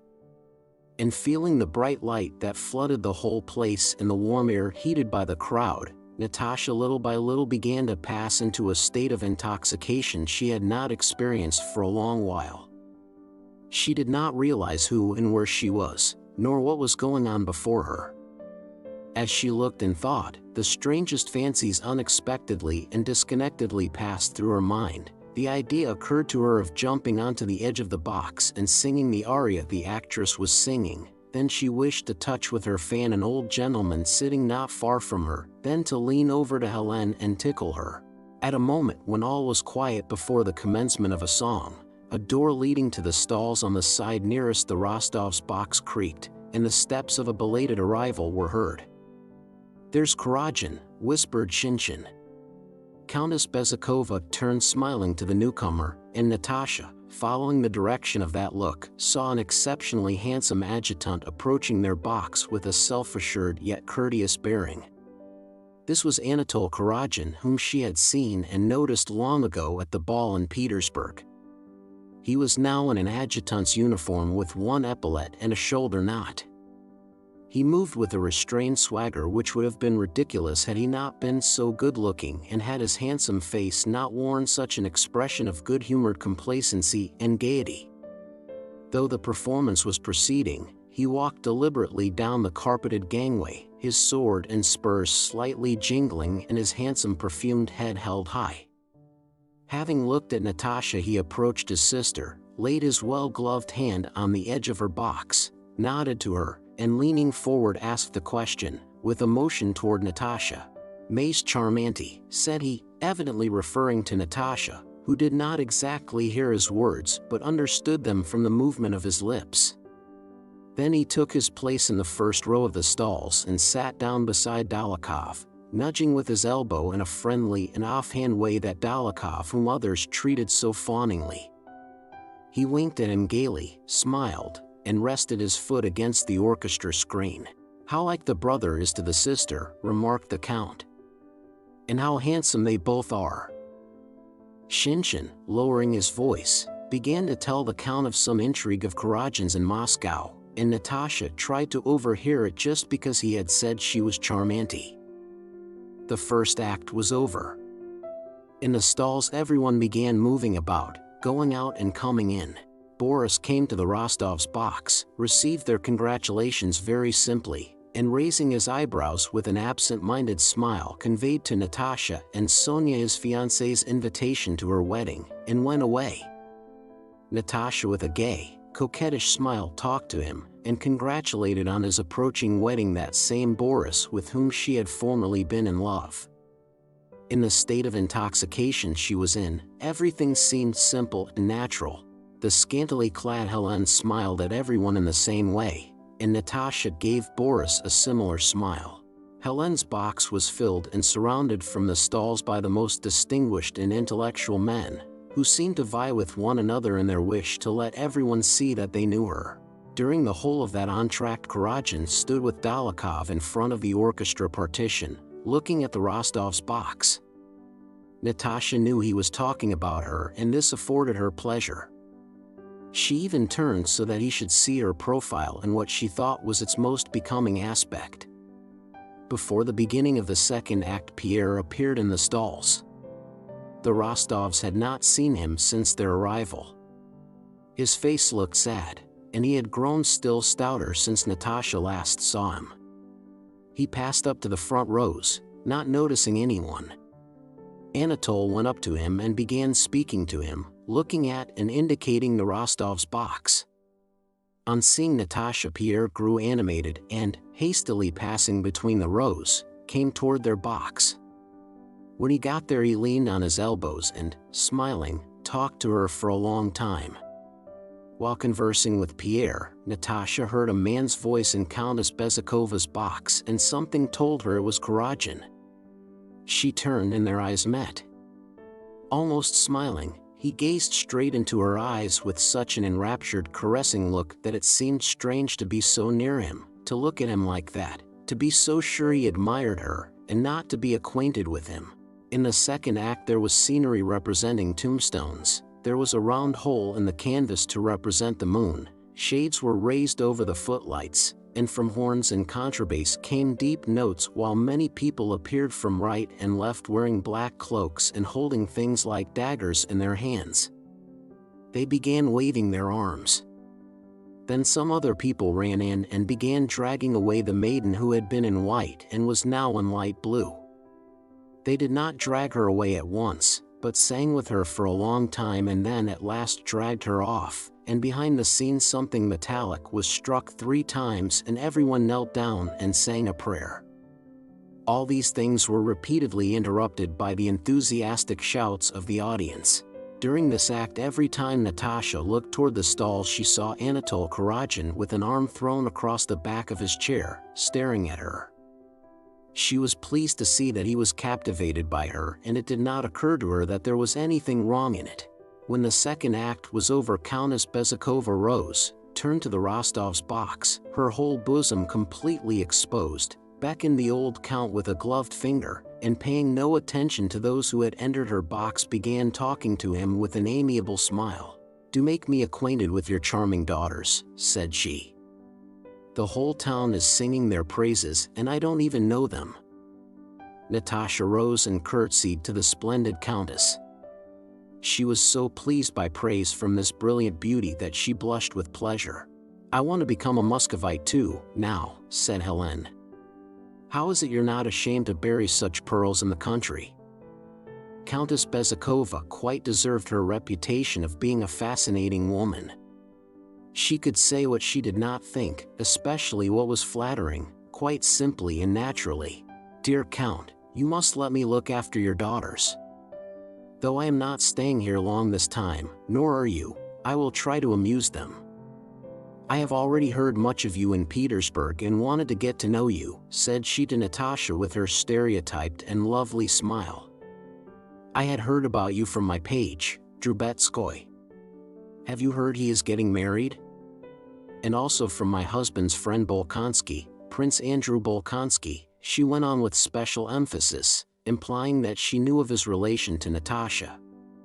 To get better acquainted, she asked that one of the young ladies should come into her box for the rest of the performance, and Natasha moved over to it.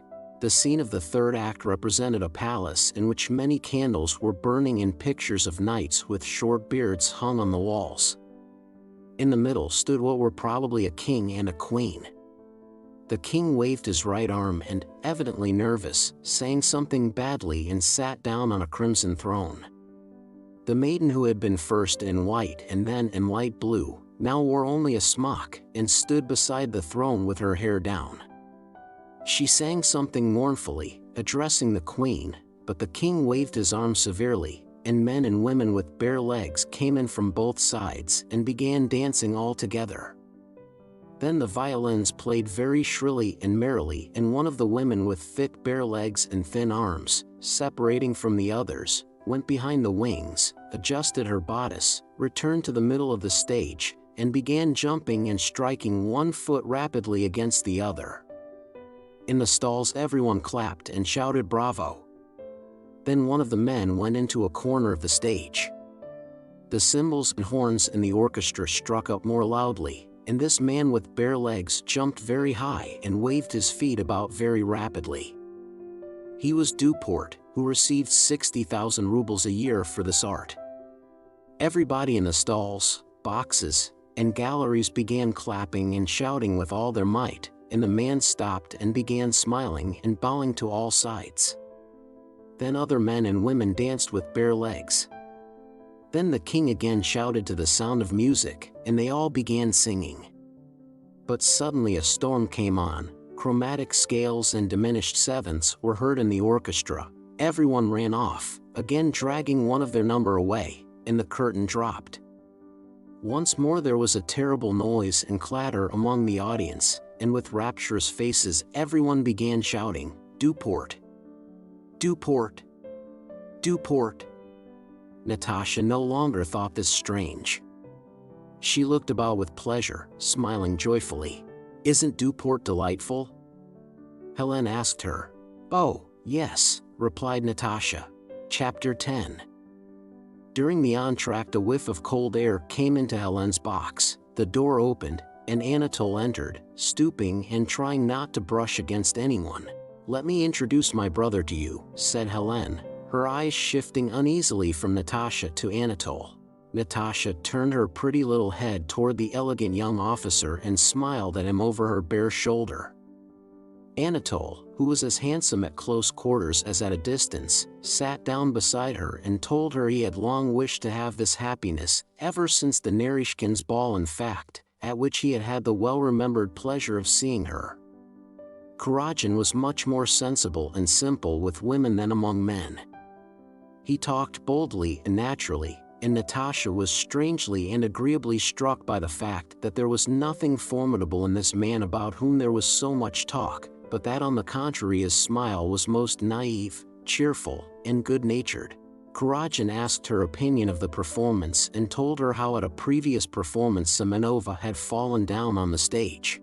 "And do you know, Countess," he said, suddenly addressing her as an old, familiar acquaintance, "we are getting up a costume tournament. You ought to take part in it.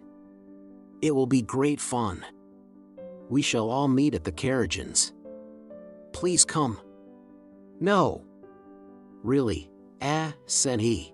While saying this he never removed his smiling eyes from her face, her neck, and her bare arms.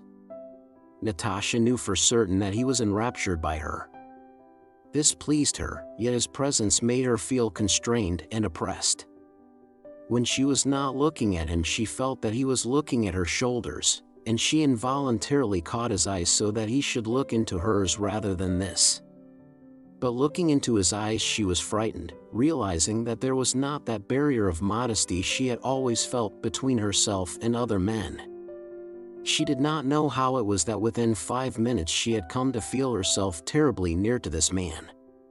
When she turned away she feared he might seize her from behind by her bare arm and kiss her on the neck. They spoke of most ordinary things, yet she felt that they were closer to one another than she had ever been to any man. Natasha kept turning to Helene and to her father, as if asking what it all meant, but Helene was engaged in conversation with a general and did not answer her look, and her father's eyes said nothing but what they always said, "Having a good time? Well, I'm glad of it." During one of these moments of awkward silence when Anatole's prominent eyes were gazing calmly and fixedly at her, Natasha, to break the silence, asked him how he liked Moscow. She asked the question and blushed. She felt all the time that by talking to him she was doing something improper. Anatole smiled as though to encourage her. "At first I did not like it much, because what makes a town pleasant ce sont les jolies femmes, isn't that so? But now I like it very much indeed," he said, looking at her significantly. "You'll come to the costume tournament, Countess? Do come," and putting out his hand to her bouquet and dropping his voice, he added, "You will be the prettiest there. Do come, dear Countess, and give me this flower as a pledge." Are the pretty women. Natasha did not understand what he was saying any more than he did himself, but she felt that his incomprehensible words had an improper intention. She did not know what to say and turned away as if she had not heard his remark. But as soon as she had turned away she felt that he was there, behind, so close behind her. How is he now? Confused? Angry? Ought I to put it right? She asked herself, and she could not refrain from turning round. She looked straight into his eyes, and his nearness, self-assurance, and the good-natured tenderness of his smile vanquished her. She smiled just as he was doing, gazing straight into his eyes. And again she felt with horror that no barrier lay between him and her. The curtain rose again. Anatole left the box, serene and gay. Natasha went back to her father in the other box, now quite submissive to the world she found herself in. All that was going on before her now seemed quite natural, but on the other hand all her previous thoughts of her betrothed, of Princess Mary, or of life in the country did not once recur to her mind and were as if belonging to a remote past. In the fourth act there was some sort of devil who sang waving his arm about, till the boards were withdrawn from under him and he disappeared down below. That was the only part of the fourth act that Natasha saw. She felt agitated and tormented, and the cause of this was Karenina, whom she could not help watching. As they were leaving the theater, Anatole came up to them, called their carriage, and helped them in. As he was putting Natasha in, he pressed her arm above the elbow. Agitated and flushed, she turned round. He was looking at her with glittering eyes, smiling tenderly. Only after she had reached home was Natasha able clearly to think over what had happened to her, and suddenly remembering Prince Andrew, she was horrified, and at tea, to which all had sat down after the opera, she gave a loud exclamation, flushed, and ran out of the room. "Oh God! I am lost," she said to herself. "How could I let him?" She sat for a long time hiding her flushed face in her hands, trying to realize what had happened to her, but was unable either to understand what had happened or what she felt. Everything seemed dark, obscure, and terrible. There in that enormous, illuminated theater were the bare-legged Duport, in a tinsel-decorated jacket, jumped about to the music on wet boards, and young girls and old men, and the nearly naked Helene with her proud, calm smile, rapturously cried bravo. There in the presence of that Helene it had all seemed clear and simple, but now, alone by herself, it was incomprehensible. What is it? What was that terror I felt of him? What is this gnawing of conscience I am feeling now, she thought. Only to the old countess at night in bed could Natasha have told all she was feeling. She knew that Sonia with her severe and simple views would either not understand it at all or would be horrified at such a confession. So Natasha tried to solve what was torturing her by herself. Am I spoiled for Andrew's love or not? She asked herself, and with soothing irony replied, what a fool I am to ask that. What did happen to me? Nothing. I have done nothing. I didn't lead him on at all. Nobody will know, and I shall never see him again, she told herself. So it is plain that nothing has happened and there is nothing to repent of, and Andrew can love me still. But why still? Oh God, why isn't he here? Natasha quieted herself for a moment, but again some instinct told her that though all this was true, and though nothing had happened, yet the former purity of her love for Prince Andrew had perished. And again in imagination she went over her whole conversation with Karenina, and again saw the face, gestures, and tender smile of that bold handsome man when he pressed her arm. Chapter 11. Anatole Karenina was staying in Moscow because his father had sent him away from Petersburg, where he had been spending 20,000 rubles a year in cash, besides running up debts for as much more, which his creditors demanded from his father. His father announced to him that he would now pay half his debts for the last time, but only on condition that he went to Moscow as adjutant to the commander-in-chief, a post his father had procured for him, and would at last try to make a good match there. He indicated to him Princess Mary and Julie Karenina. Anatole consented and went to Moscow, where he put up at Pierre's house. Pierre received him unwillingly at first, but got used to him after a while, sometimes even accompanied him on his carousals, and gave him money under the guise of loans. As Shinshin had remarked, from the time of his arrival Anatole had turned the heads of the Moscow ladies, especially by the fact that he slighted them and plainly preferred the gypsy girls and French actresses, with the chief of whom, Mademoiselle George, he was said to be on intimate relations. He had never missed a carousal at Danilov's or other Moscow revelers, drank whole nights through, outvying everyone else, and was at all the balls and parties of the best society. There was talk of his intrigues with some of the ladies, and he flirted with a few of them at the balls. But he did not run after the unmarried girls, especially the rich heiresses who were most of them plain. There was a special reason for this, as he had got married 2 years before, a fact known only to his most intimate friends. At that time, while with his regiment in Poland, a Polish landowner of small means had forced him to marry his daughter. Anatole had very soon abandoned his wife and, for a payment which he agreed to send to his father-in-law, had arranged to be free to pass himself off as a bachelor. Anatole was always content with his position, with himself, and with others. He was instinctively and thoroughly convinced that it was impossible for him to live otherwise than as he did, and that he had never in his life done anything base. He was incapable of considering how his actions might affect others or what the consequences of this or that action of his might be. He was convinced that, as a duck is so made that it must live in water, so God had made him such that he must spend 30,000 rubles a year and always occupy a prominent position in society. He believed this so firmly that others, looking at him, were persuaded of it too and did not refuse him either a leading place in society or money, which he borrowed from anyone and everyone and evidently would not repay. He was not a gambler, at any rate he did not care about winning. He was not vain. He did not mind what people thought of him. Still less could he be accused of ambition. More than once he had vexed his father by spoiling his own career, and he laughed at distinctions of all kinds. He was not mean, and did not refuse anyone who asked of him. All he cared about was gaiety and women, and as according to his ideas there was nothing dishonorable in these tastes, and he was incapable of considering what the gratification of his tastes entailed for others. He honestly considered himself irreproachable, sincerely despised rogues and bad people, and with a tranquil conscience carried his head high.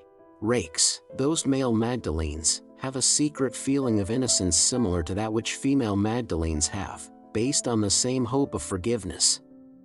All will be forgiven her, for she loved much, and all will be forgiven him, for he enjoyed much. Dolokhov, who had reappeared that year in Moscow after his exile and his Persian adventures, and was leading a life of luxury, gambling, and dissipation, associated with his old Petersburg comrade Kuragin and made use of him for his own ends. Anatole was sincerely fond of Dolokhov for his cleverness and audacity. Dolokhov, who needed Anatole Kuragin's name, position, and connections as a bait to draw rich young men into his gambling set, made use of him and amused himself at his expense without letting the other feel it. Apart from the advantage he derived from Anatole, the very process of dominating in others was in itself a pleasure, a habit, and a necessity to Dolokhov.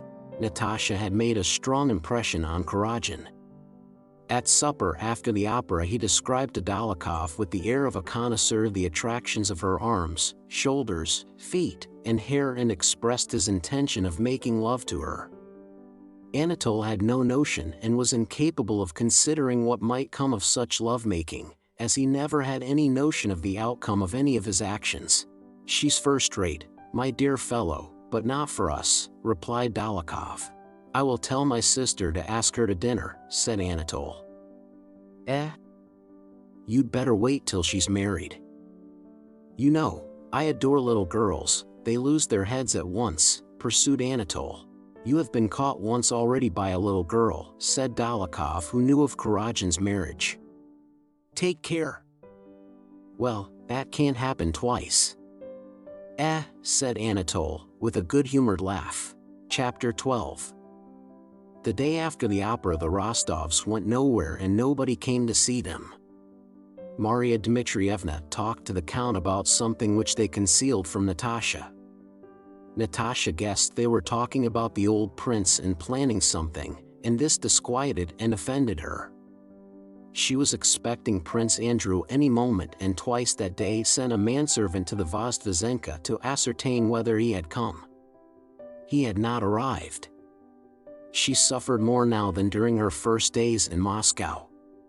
To her impatience and pining for him were now added the unpleasant recollection of her interview with Princess Mary and the old prince, and a fear and anxiety of which she did not understand the cause. She continually fancied that either he would never come or that something would happen to her before he came. She could no longer think of him by herself calmly and continuously as she had done before. As soon as she began to think of him, the recollection of the old prince, of Princess Mary, of the theater, and of Kuragin mingled with her thoughts. The question again presented itself whether she was not guilty, whether she had not already broken faith with Prince Andrew, and again she found herself recalling to the minutest detail every word, every gesture, and every shade in the play of expression on the face of the man who had been able to arouse in her such an incomprehensible and terrifying feeling. To the family, Natasha seemed livelier than usual, but she was far less tranquil and happy than before. On Sunday morning, Maria Dmitrievna invited her visitors to Mass at her parish church, the Church of the Assumption built over the graves of victims of the plague. "I don't like those fashionable churches," she said, evidently priding herself on her independence of thought. "God is the same everywhere. We have an excellent priest, he conducts the service decently and with dignity, and the deacon is the same. What holiness is there in giving concerts in the choir? I don't like it, it's just self-indulgence." Maria Dmitrievna liked Sundays and knew how to keep them. Her whole house was scrubbed and cleaned on Saturdays. Neither she nor the servants worked, and they all wore holiday dress and went to church. At her table there were extra dishes at dinner, and the servants had vodka and roast goose or suckling pig. But in nothing in the house was the holiday so noticeable as in Maria Dmitrievna's broad, stern face, which on that day wore an invariable look of solemn festivity. After Mass, when they had finished their coffee in the dining room where the loose covers had been removed from the furniture, a servant announced that the carriage was ready, and Maria Dmitrievna rose with a stern air. She wore her holiday shawl, in which she paid calls, and announced that she was going to see Prince Nicholas Bolkonsky to have an explanation with him about Natasha. After she had gone, a dressmaker from Madame Supertroget waited on the Rostovs, and Natasha, very glad of this diversion, having shut herself into a room adjoining the drawing room, occupied herself trying on the new dresses. Just as she had put on a bodice without sleeves and only tacked together, and was turning her head to see in the glass how the back fitted, she heard in the drawing room the animated sounds of her father's voice and another's, a woman's, that made her flush. It was Helene. Natasha had not time to take off the bodice before the door opened and Countess Bezukhova, dressed in a purple velvet gown with a high collar, came into the room beaming with good-humored amiable smiles. "Oh, my enchantress," she cried to the blushing Natasha. "Charming." "No, this is really beyond anything, my dear Count," said she to Count Rostov, who had followed her in. "How can you live in Moscow and go nowhere? No, I won't let you off. Mademoiselle George will recite at my house tonight, and there'll be some people, and if you don't bring your lovely girls, who are prettier than Mademoiselle George, I won't know you. My husband is away in Tver, or I would send him to fetch you. You must come. You positively must. Between 8 and 9. She nodded to the dressmaker, whom she knew and who had curtsied respectfully to her, and seated herself in an armchair beside the looking-glass, draping the folds of her velvet dress picturesquely. She did not cease chattering good-naturedly and gaily, continually praising Natasha's beauty. She looked at Natasha's dresses and praised them, as well as a new dress of her own made of metallic gauze, which she had received from Paris, and advised Natasha to have one like it. "But anything suits you, my charmer," she remarked. A smile of pleasure never left Natasha's face. She felt happy and as if she were blossoming under the praise of this dear Countess Bezukhova, who had formerly seemed to her so unapproachable and important and was now so kind to her. Natasha brightened up and felt almost in love with this woman, who was so beautiful and so kind. Helene, for her part, was sincerely delighted with Natasha and wished to give her a good time. Anatole had asked her to bring him and Natasha together, and she was calling on the Rostovs for that purpose. The idea of throwing her brother and Natasha together amused her. Though at one time, in Petersburg, she had been annoyed with Natasha for drawing Boris away, she did not think of that now, and in her own way heartily wished Natasha well. As she was leaving the Rostovs, she called her protégé aside. "My brother dined with me yesterday. We nearly died of laughter. He ate nothing and kept sighing for you, my charmer. He is madly, quite madly, in love with you, my dear." Natasha blushed scarlet when she heard this. How she blushes, my pretty," said Helene. you must certainly come. If you love somebody, my charmer, that is not a reason to shut yourself up. Even if you are engaged, I am sure your fiancé would wish you to go into society rather than be bored to death. So she knows I am engaged, and she and her husband Pierre, that good Pierre, have talked and laughed about this. So it's all right. And again, under Helene's influence, what had seemed terrible now seemed simple and natural. And she is such a grande dame, so kind, and evidently likes me so much. And why not enjoy myself, thought Natasha, gazing at Helene with wide-open, wondering eyes.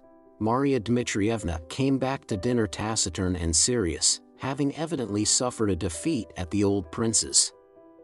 She was still too agitated by the encounter to be able to talk of the affair calmly. In answer to the Count's inquiries, she replied that things were all right and that she would tell about it next day. On hearing of Countess Bezukhova's visit and the invitation for that evening, Maria Dmitrievna remarked, "I don't care to have anything to do with Bezukhova and don't advise you to, however, if you've promised, go. It will divert your thoughts," she added, addressing Natasha. Chapter 13. Count Rostov took the girls to Countess Bezukhova's. There were a good many people there, but nearly all strangers to Natasha. Count Rostov was displeased to see that the company consisted almost entirely of men and women known for the freedom of their conduct. Mademoiselle George was standing in a corner of the drawing room surrounded by young men. There were several Frenchmen present, among them Metivier, who from the time Helene reached Moscow had been an intimate in her house. The Count decided not to sit down to cards or let his girls out of his sight and to get away as soon as Mademoiselle George's performance was over. Anatole was at the door, evidently on the lookout for the Rostovs. Immediately after greeting the Count, he went up to Natasha and followed her. As soon as she saw him, she was seized by the same feeling she had had at the opera, gratified vanity at his admiration of her and fear at the absence of a moral barrier between them. Helene welcomed Natasha delightedly and was loud in admiration of her beauty and her dress. Soon after their arrival, Mademoiselle George went out of the room to change her costume. In the drawing room, people began arranging the chairs and taking their seats. Anatole moved a chair for Natasha and was about to sit down beside her, but the Count, who never lost sight of her, took the seat himself. Anatole sat down behind her. Mademoiselle George, with her bare, fat, dimpled arms, and a red shawl draped over one shoulder, came into the space left vacant for her and assumed an unnatural pose. Enthusiastic whispering was audible. Mademoiselle George looked sternly and gloomily at the audience and began reciting some French verses describing her guilty love for her son. In some places she raised her voice, in others she whispered, lifting her head triumphantly. Sometimes she paused and uttered hoarse sounds, rolling her eyes. Adorable, divine, delicious, was heard from every side. Natasha looked at the fat actress, but neither saw nor heard nor understood anything of what went on before her. She only felt herself again completely borne away into this strange senseless world, so remote from her old world, a world in which it was impossible to know what was good or bad, reasonable or senseless. Behind her sat Anatole, and conscious of his proximity she experienced a frightened sense of expectancy. After the first monologue, the whole company rose and surrounded Mademoiselle George, expressing their enthusiasm. "How beautiful she is!" Natasha remarked to her father, who had also risen and was moving through the crowd toward the actress. "I don't think so when I look at you," said Anatole, following Natasha. He said this at a moment when she alone could hear him. "You are enchanting. From the moment I saw you I have never ceased." "Come, come, Natasha," said the Count, as he turned back for his daughter. "How beautiful she is!" Natasha, without saying anything, stepped up to her father and looked at him with surprised, inquiring eyes. After giving several recitations, Mademoiselle George left, and Countess Bezukhova asked her visitors into the ballroom. The Count wished to go home, but Helene entreated him not to spoil her improvised ball, and the Rostovs stayed on.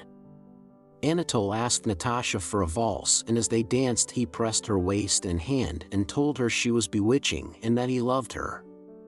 During the écossaise, which she also danced with him, Anatole said nothing when they happened to be by themselves, but merely gazed at her.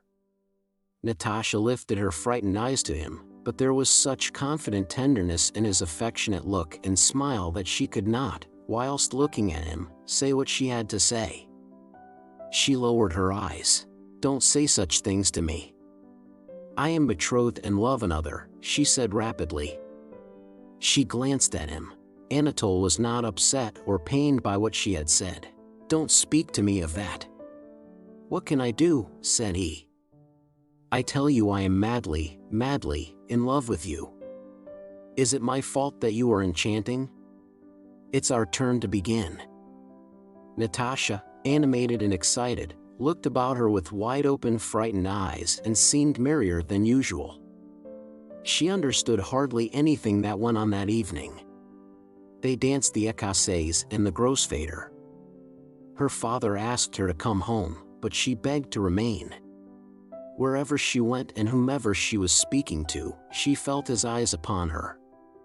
Later on she recalled how she had asked her father to let her go to the dressing room to rearrange her dress, that Helene had followed her and spoken laughingly of her brother's love, and that she again met Anatole in the little sitting room.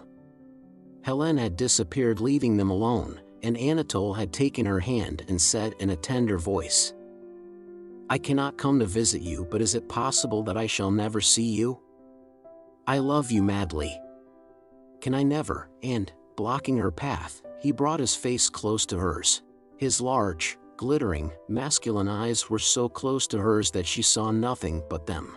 "Natalie," he whispered inquiringly while she felt her hands being painfully pressed. "Natalie? I don't understand." "I have nothing to say," her eyes replied. Burning lips were pressed to hers, and at the same instant she felt herself released, and Helene's footsteps and the rustle of her dress were heard in the room. Natasha looked round at her, and then, red and trembling, threw a frightened look of inquiry at Anatole and moved toward the door. "One word, just one, for God's sake," cried Anatole. She paused. She so wanted a word from him that would explain to her what had happened and to which she could find no answer. "Natalie, just a word, only one," he kept repeating, evidently not knowing what to say, and he repeated it till Helene came up to them. Helene returned with Natasha to the drawing room. The Rostovs went away without staying for supper. After reaching home, Natasha did not sleep all night.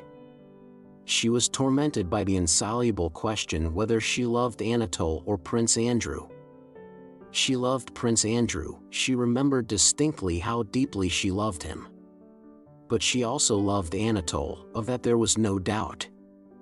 Else how could all this have happened, thought she. If, after that, I could return a smile when saying goodbye, if I was able to let it come to that, it means that I loved him from the first. It means that he is kind, noble, and splendid, and I could not help loving him. What am I to do if I love him and the other one too? She asked herself, unable to find an answer to these terrible questions. Chapter 14. Morning came with its cares and bustle. Everyone got up and began to move about and talk. Dressmakers came again. Maria Dmitrievna appeared, and they were called to breakfast. Natasha kept looking uneasily at everybody with wide-open eyes, as if wishing to intercept every glance directed toward her, and tried to appear the same as usual. After breakfast, which was her best time, Maria Dmitrievna sat down in her armchair and called Natasha and the Count to her. "Well, friends, I have now thought the whole matter over, and this is my advice," she began. "Yesterday, as you know, I went to see Prince Bolkonsky. Well, I had a talk with him. He took it into his head to begin shouting, but I am not one to be shouted down. I said what I had to say." "Well, and he?" asked the Count. He's crazy," he did not want to listen. "But what's the use of talking? As it is, we have worn the poor girl out, said Maria Dmitrievna. My advice to you is finish your business and go back home to Otradno, and wait there. Oh, no, exclaimed Natasha. Yes, go back, said Maria Dmitrievna, and wait there. If your betrothed comes here now, there will be no avoiding a quarrel, but alone with the old man he will talk things over and then come on to you. Count Rostov approved of this suggestion, appreciating its reasonableness. If the old man came round, it would be all the better to visit him in Moscow or at Bald Hills later on, and if not, the wedding, against his wishes, could only be arranged at Otradno. That is perfectly true. And I am sorry I went to see him and took her, said the old count. No, why be sorry? Being here, you had to pay your respects. But if you won't, that's his affair, said Maria Dmitrievna, looking for something in her reticule. Besides, the trousseau is ready, so there is nothing to wait for, and what is not ready I'll send after you. Though I don't like letting you go, it is the best way. So go, with God's blessing. Having found what she was looking for in the reticule, she handed it to Natasha. It was a letter from Princess Mary. She has written to you. How she torments herself, poor thing. She's afraid you might think that she does not like you. But she doesn't like me, said Natasha. Don't talk nonsense, cried Maria Dmitrievna. I shan't believe anyone. I know she doesn't like me, replied Natasha boldly as she took the letter, and her face expressed a cold and angry resolution that caused Maria Dmitrievna to look at her more intently and to frown. Don't answer like that, my good girl, she said. What I say is true. Write an answer. Natasha did not reply and went to her own room to read Princess Mary's letter. Princess Mary wrote that she was in despair at the misunderstanding that had occurred between them. Whatever her father's feelings might be, she begged Natasha to believe that she could not help loving her as the one chosen by her brother, for whose happiness she was ready to sacrifice everything. Do not think, however, she wrote, that my father is ill-disposed toward you. He is an invalid and an old man who must be forgiven, but he is good and magnanimous and will love her who makes his son happy. Princess Mary went on to ask Natasha to fix a time when she could see her again. After reading the letter, Natasha sat down at the writing table to answer it. Dear Princess, she wrote in French quickly and mechanically, and then paused. What more could she write after all that had happened the evening before? Yes, yes. All that has happened, and now all is changed, she thought as she sat with the letter she had begun before her. Must I break off with him? Must I really? That's awful, and to escape from these dreadful thoughts she went to Sonia and began sorting patterns with her. After dinner, Natasha went to her room and again took up Princess Mary's letter. Can it be that it is all over, she thought. Can it be that all this has happened so quickly and has destroyed all that went before? She recalled her love for Prince Andrew in all its former strength, and at the same time felt that she loved Karenina. She vividly pictured herself as Prince Andrew's wife, and the scenes of happiness with him she had so often repeated in her imagination, and at the same time, aglow with excitement, recalled every detail of yesterday's interview with Anatole. Why could that not be as well, she sometimes asked herself in complete bewilderment. Only so could I be completely happy, but now I have to choose, and I can't be happy without either of them. Only, she thought, to tell Prince Andrew what has happened or to hide it from him are both equally impossible. But with that one, nothing is spoiled. But am I really to abandon forever the joy of Prince Andrew's love, in which I have lived so long? Please, miss, whispered a maid entering the room with a mysterious air. A man told me to give you this, and she handed Natasha a letter. Only, for Christ's sake, the girl went on, as Natasha, without thinking, mechanically broke the seal and read a love letter from Anatole, of which, without taking in a word, she understood only that it was a letter from him, from the man she loved. Yes, she loved him, or else how could that have happened which had happened? And how could she have a love letter from him in her hand? With trembling hands Natasha held that passionate love letter which Dolokhov had composed for Anatole, and as she read it she found in it an echo of all that she herself imagined she was feeling. Since yesterday evening my fate has been sealed, to be loved by you or to die. There is no other way for me, the letter began. Then he went on to say that he knew her parents would not give her to him, for this there were secret reasons he could reveal only to her, but that if she loved him she need only say the word yes, and no human power could hinder their bliss. Love would conquer all.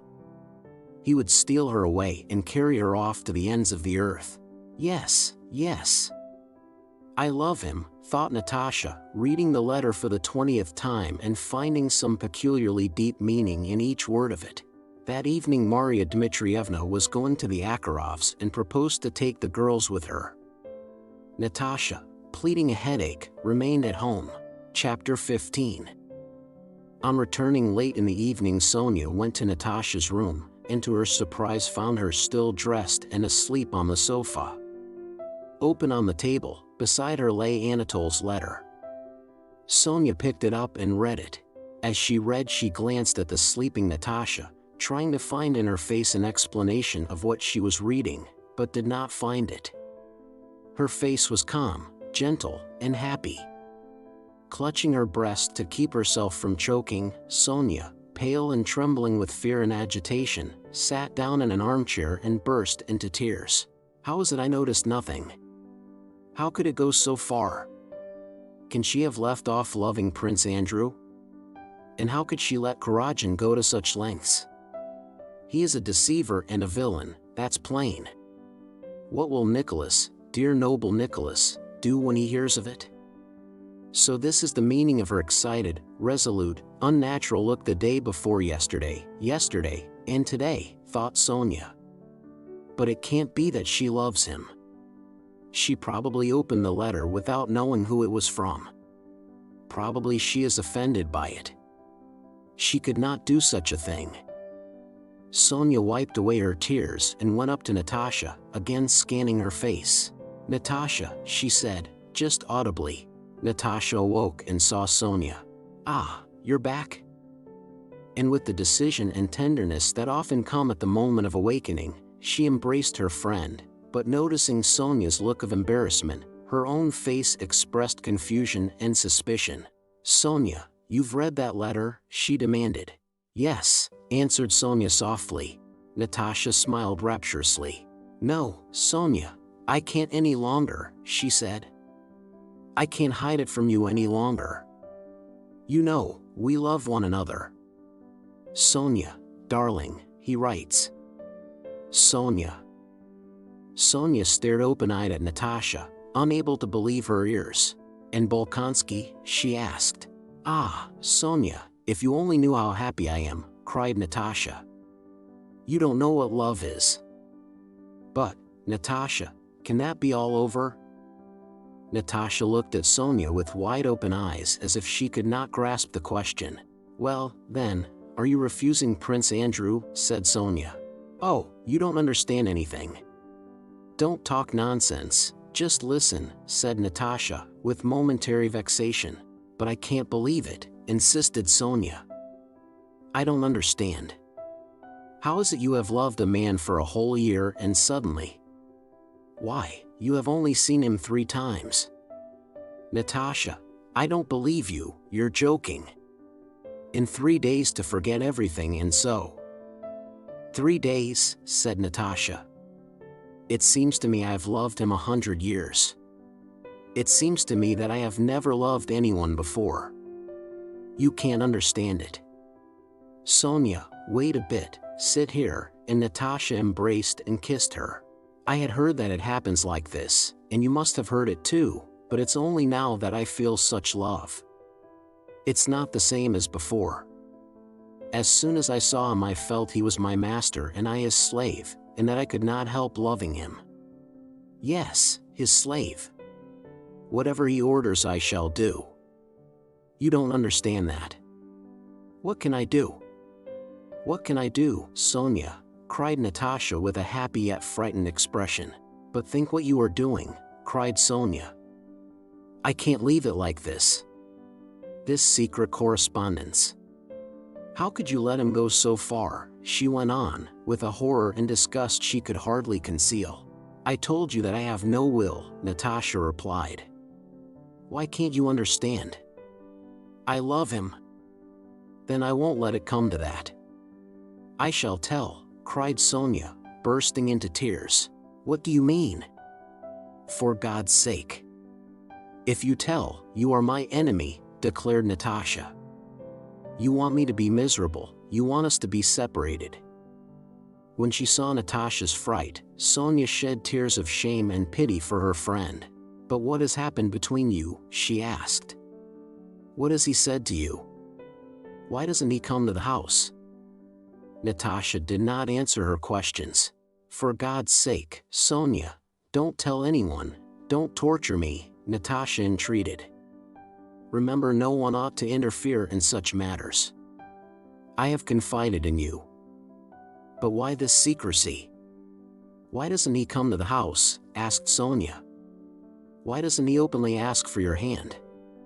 You know Prince Andrew gave you complete freedom, if it is really so, but I don't believe it.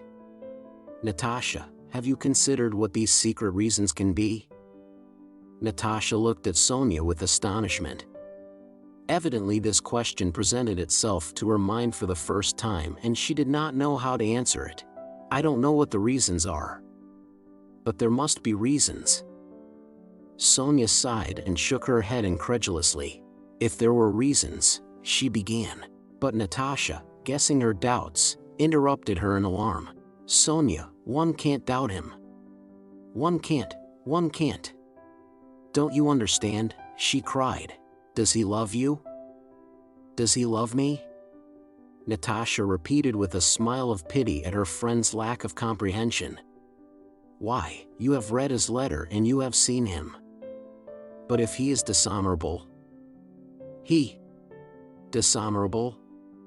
If you only knew, exclaimed Natasha. If he is an honorable man, he should either declare his intentions or cease seeing you, and if you won't do this, I will. I will write to him, and I will tell Papa, said Sonia resolutely. But I can't live without him, cried Natasha. Natasha, I don't understand you. And what are you saying? Think of your father and of Nicholas. I don't want anyone, I don't love anyone but him. How dare you say he is dishonorable? Don't you know that I love him? Screamed Natasha. Go away, Sonia. I don't want to quarrel with you, but go, for God's sake go. You see how I am suffering. Natasha cried angrily, in a voice of despair and repressed irritation. Sonia burst into sobs and ran from the room. Natasha went to the table and without a moment's reflection wrote that answer to Princess Mary which she had been unable to write all the morning.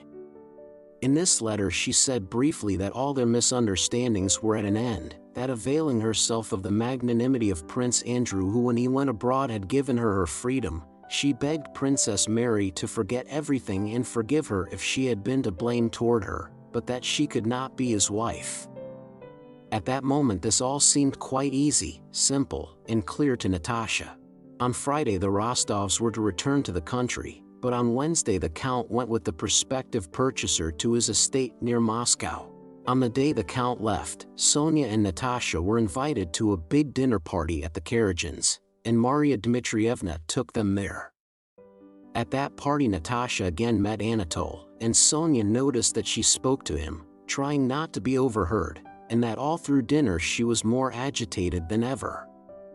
When they got home Natasha was the first to begin the explanation Sonia expected. There, Sonia, you were talking all sorts of nonsense about him, Natasha began in a mild voice such as children use when they wish to be praised. We have had an explanation today. Well, what happened? What did he say? Natasha, how glad I am you're not angry with me. Tell me everything, the whole truth. What did he say? Natasha became thoughtful. Oh, Sonia, if you knew him as I do. He said. He asked me what I had promised Bolkonsky. He was glad I was free to refuse him. Sonia sighed sorrowfully. But you haven't refused Bolkonsky, said she. Perhaps I have. Perhaps all is over between me and Bolkonsky. Why do you think so badly of me? I don't think anything, only I don't understand this. Wait a bit, Sonia, you'll understand everything. You'll see what a man he is. Now don't think badly of me or of him. I don't think badly of anyone, I love and pity everybody. But what am I to do? Sonia did not succumb to the tender tone Natasha used toward her. The more emotional and ingratiating the expression of Natasha's face became, the more serious and stern grew Sonia's. Natasha, said she, you asked me not to speak to you, and I haven't spoken, but now you yourself have begun. I don't trust him, Natasha. Why this secrecy? Again, interrupted Natasha. Natasha, I am afraid for you. Afraid of what? I am afraid you're going to your ruin, said Sonia resolutely, and was herself horrified at what she had said. Anger again showed in Natasha's face. And I'll go to my ruin, I will, as soon as possible. It's not your business. It won't be you, but I, who'll suffer. Leave me alone, leave me alone. I hate you. Natasha, moaned Sonia, aghast. I hate you, I hate you. You're my enemy forever. And Natasha ran out of the room. Natasha did not speak to Sonia again and avoided her. With the same expression of agitated surprise and guilt she went about the house, taking up now one occupation, now another, and at once abandoning them. Hard as it was for Sonia, she watched her friend and did not let her out of her sight. The day before the Count was to return, Sonia noticed that Natasha sat by the drawing-room window all the morning as if expecting something, and that she made a sign to an officer who drove past, whom Sonia took to be Anatole. Sonia began watching her friend still more attentively and noticed that at dinner and all that evening Natasha was in a strange and unnatural state. She answered questions at random, began sentences she did not finish, and laughed at everything. After tea, Sonia noticed a housemaid at Natasha's door timidly waiting to let her pass. She let the girl go in, and then listening at the door learned that another letter had been delivered. Then suddenly it became clear to Sonia that Natasha had some dreadful plan for that evening. Sonia knocked at her door. Natasha did not let her in. She will run away with him, thought Sonia. She is capable of anything. There was something particularly pathetic and resolute in her face today. She cried as she said goodbye to Uncle, Sonia remembered. Yes, that's it, she means to elope with him, but what am I to do, thought she, recalling all the signs that clearly indicated that Natasha had some terrible intention. The Count is away. What am I to do? Write to Karenina demanding an explanation? But what is there to oblige him to reply? Write to Pierre, as Prince Andrew asked me to in case of some misfortune? But perhaps she really has already refused Bolkonsky. She sent a letter to Princess Mary yesterday. And Uncle is away. To tell Maria Dmitrievna, who had such faith in Natasha, seemed to Sonia terrible. Well, anyway, thought Sonia as she stood in the dark passage, now or never I must prove that I remember the family's goodness to me and that I love Nicholas. Yes. If I don't sleep for 3 nights I'll not leave this passage and will hold her back by force and will not let the family be disgraced, thought she. Chapter 16. Anatole had lately moved to Dolokov's.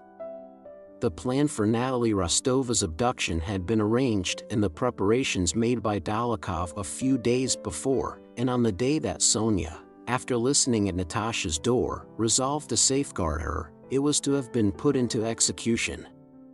Natasha had promised to come out to Karenina at the back porch at 10 that evening.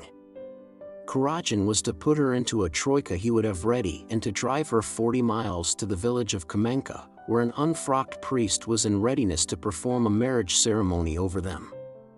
At Kamenka a relay of horses was to wait which would take them to the Warsaw highroad, and from there they would hasten abroad with post horses.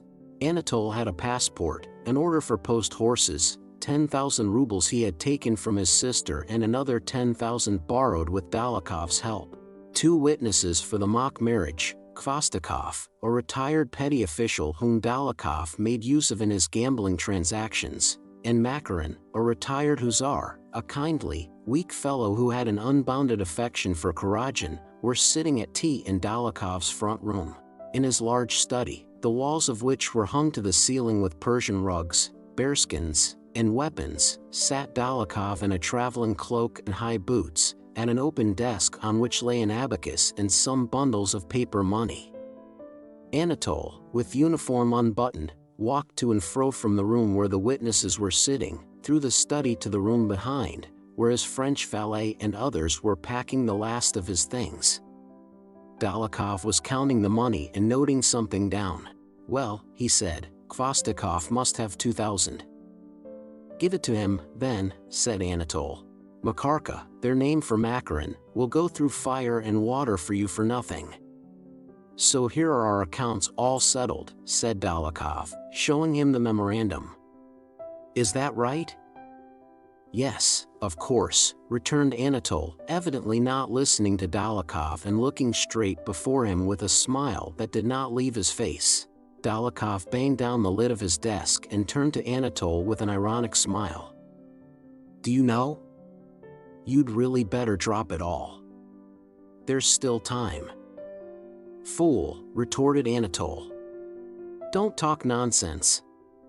If you only knew, it's the devil knows what."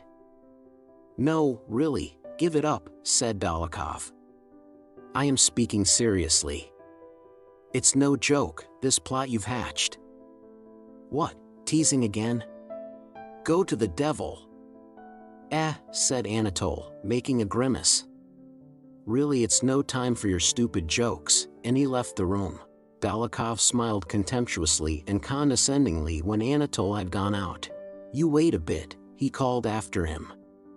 "I'm not joking, I'm talking sense. Come here, come here." Anatole returned and looked at Dólokhov, trying to give him his attention and evidently submitting to him involuntarily. "Now listen to me. I'm telling you this for the last time. Why should I joke about it? Did I hinder you? Who arranged everything for you? Who found the priest and got the passport? Who raised the money? I did it all. Well, thank you for it. Do you think I am not grateful?" And Anatole sighed and embraced Dólokhov. "I helped you, but all the same I must tell you the truth. It is a dangerous business, and if you think about it, a stupid business. Well, you'll carry her off, all right. Will they let it stop at that? It will come out that you're already married. Why, they'll have you in the criminal court." "Oh, nonsense, nonsense," Anatole ejaculated and again made a grimace. "Didn't I explain to you?" "What?" And Anatole, with the partiality dull-witted people have for any conclusion they have reached by their own reasoning, repeated the argument he had already put to Dólokhov 100 times. "Didn't I explain to you that I have come to this conclusion? If this marriage is invalid," he went on, crooking one finger, "then I have nothing to answer for, but if it is valid, no matter. Abroad no one will know anything about it. Isn't that so? And don't talk to me, don't. Seriously, you'd better drop it. You'll only get yourself into a mess." "Go to the devil," cried Anatole and, clutching his hair, left the room, but returned at once and dropped into an armchair in front of Dólokhov with his feet turned under him. "It's the very devil." "What?" "Feel how it beats." He took Dólokhov's hand and put it on his heart. "What a foot, my dear fellow. What a glance. A goddess," he added in French. "What?" Dólokhov, with a cold smile and a gleam in his handsome insolent eyes, looked at him, evidently wishing to get some more amusement out of him. "Well, and when the money's gone, what then?" "What then?" Repeated Anatole, sincerely perplexed by a thought of the future. What then? Then, I don't know. But why talk nonsense? He glanced at his watch. It's time. Anatole went into the back room. Now then. Nearly ready? You're dawdling, he shouted to the servants. Dolokhov put away the money, called a footman whom he ordered to bring something for them to eat and drink before the journey, and went into the room where Khvostakov and Makarin were sitting.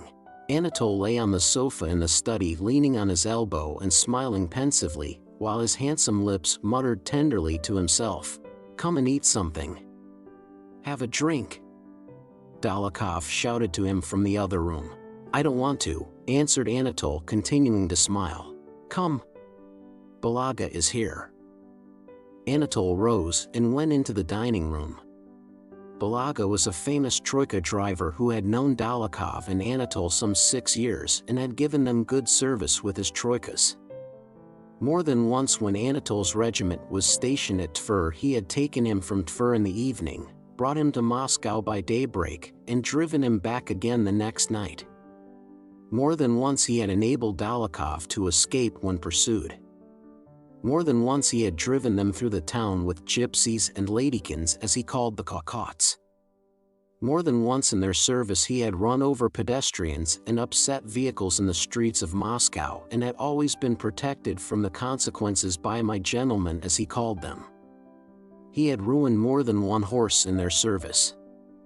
More than once they had beaten him, and more than once they had made him drunk on champagne and Madeira, which he loved, and he knew more than one thing about each of them which would long ago have sent an ordinary man to Siberia. They often called Balaga into their orgies and made him drink and dance at the gypsies, and more than 1,000 rubles of their money had passed through his hands. In their service he risked his skin and his life 20 times a year, and in their service had lost more horses than the money he had from them would buy. But he liked them, liked that mad driving at 12 miles an hour, liked upsetting a driver or running down a pedestrian, and flying at full gallop through the Moscow streets. He liked to hear those wild, tipsy shouts behind him, "Get on! Get on!" when it was impossible to go any faster. He liked giving a painful lash on the neck to some peasant who, more dead than alive, was already hurrying out of his way. Real gentlemen, he considered them. Anatole and Dolokhov liked Balaga too for his masterly driving and because he liked the things they liked. With others Balaga bargained, charging 25 rubles for a 2 hours drive, and rarely drove himself, generally letting his young men do so. But with his gentlemen he always drove himself and never demanded anything for his work.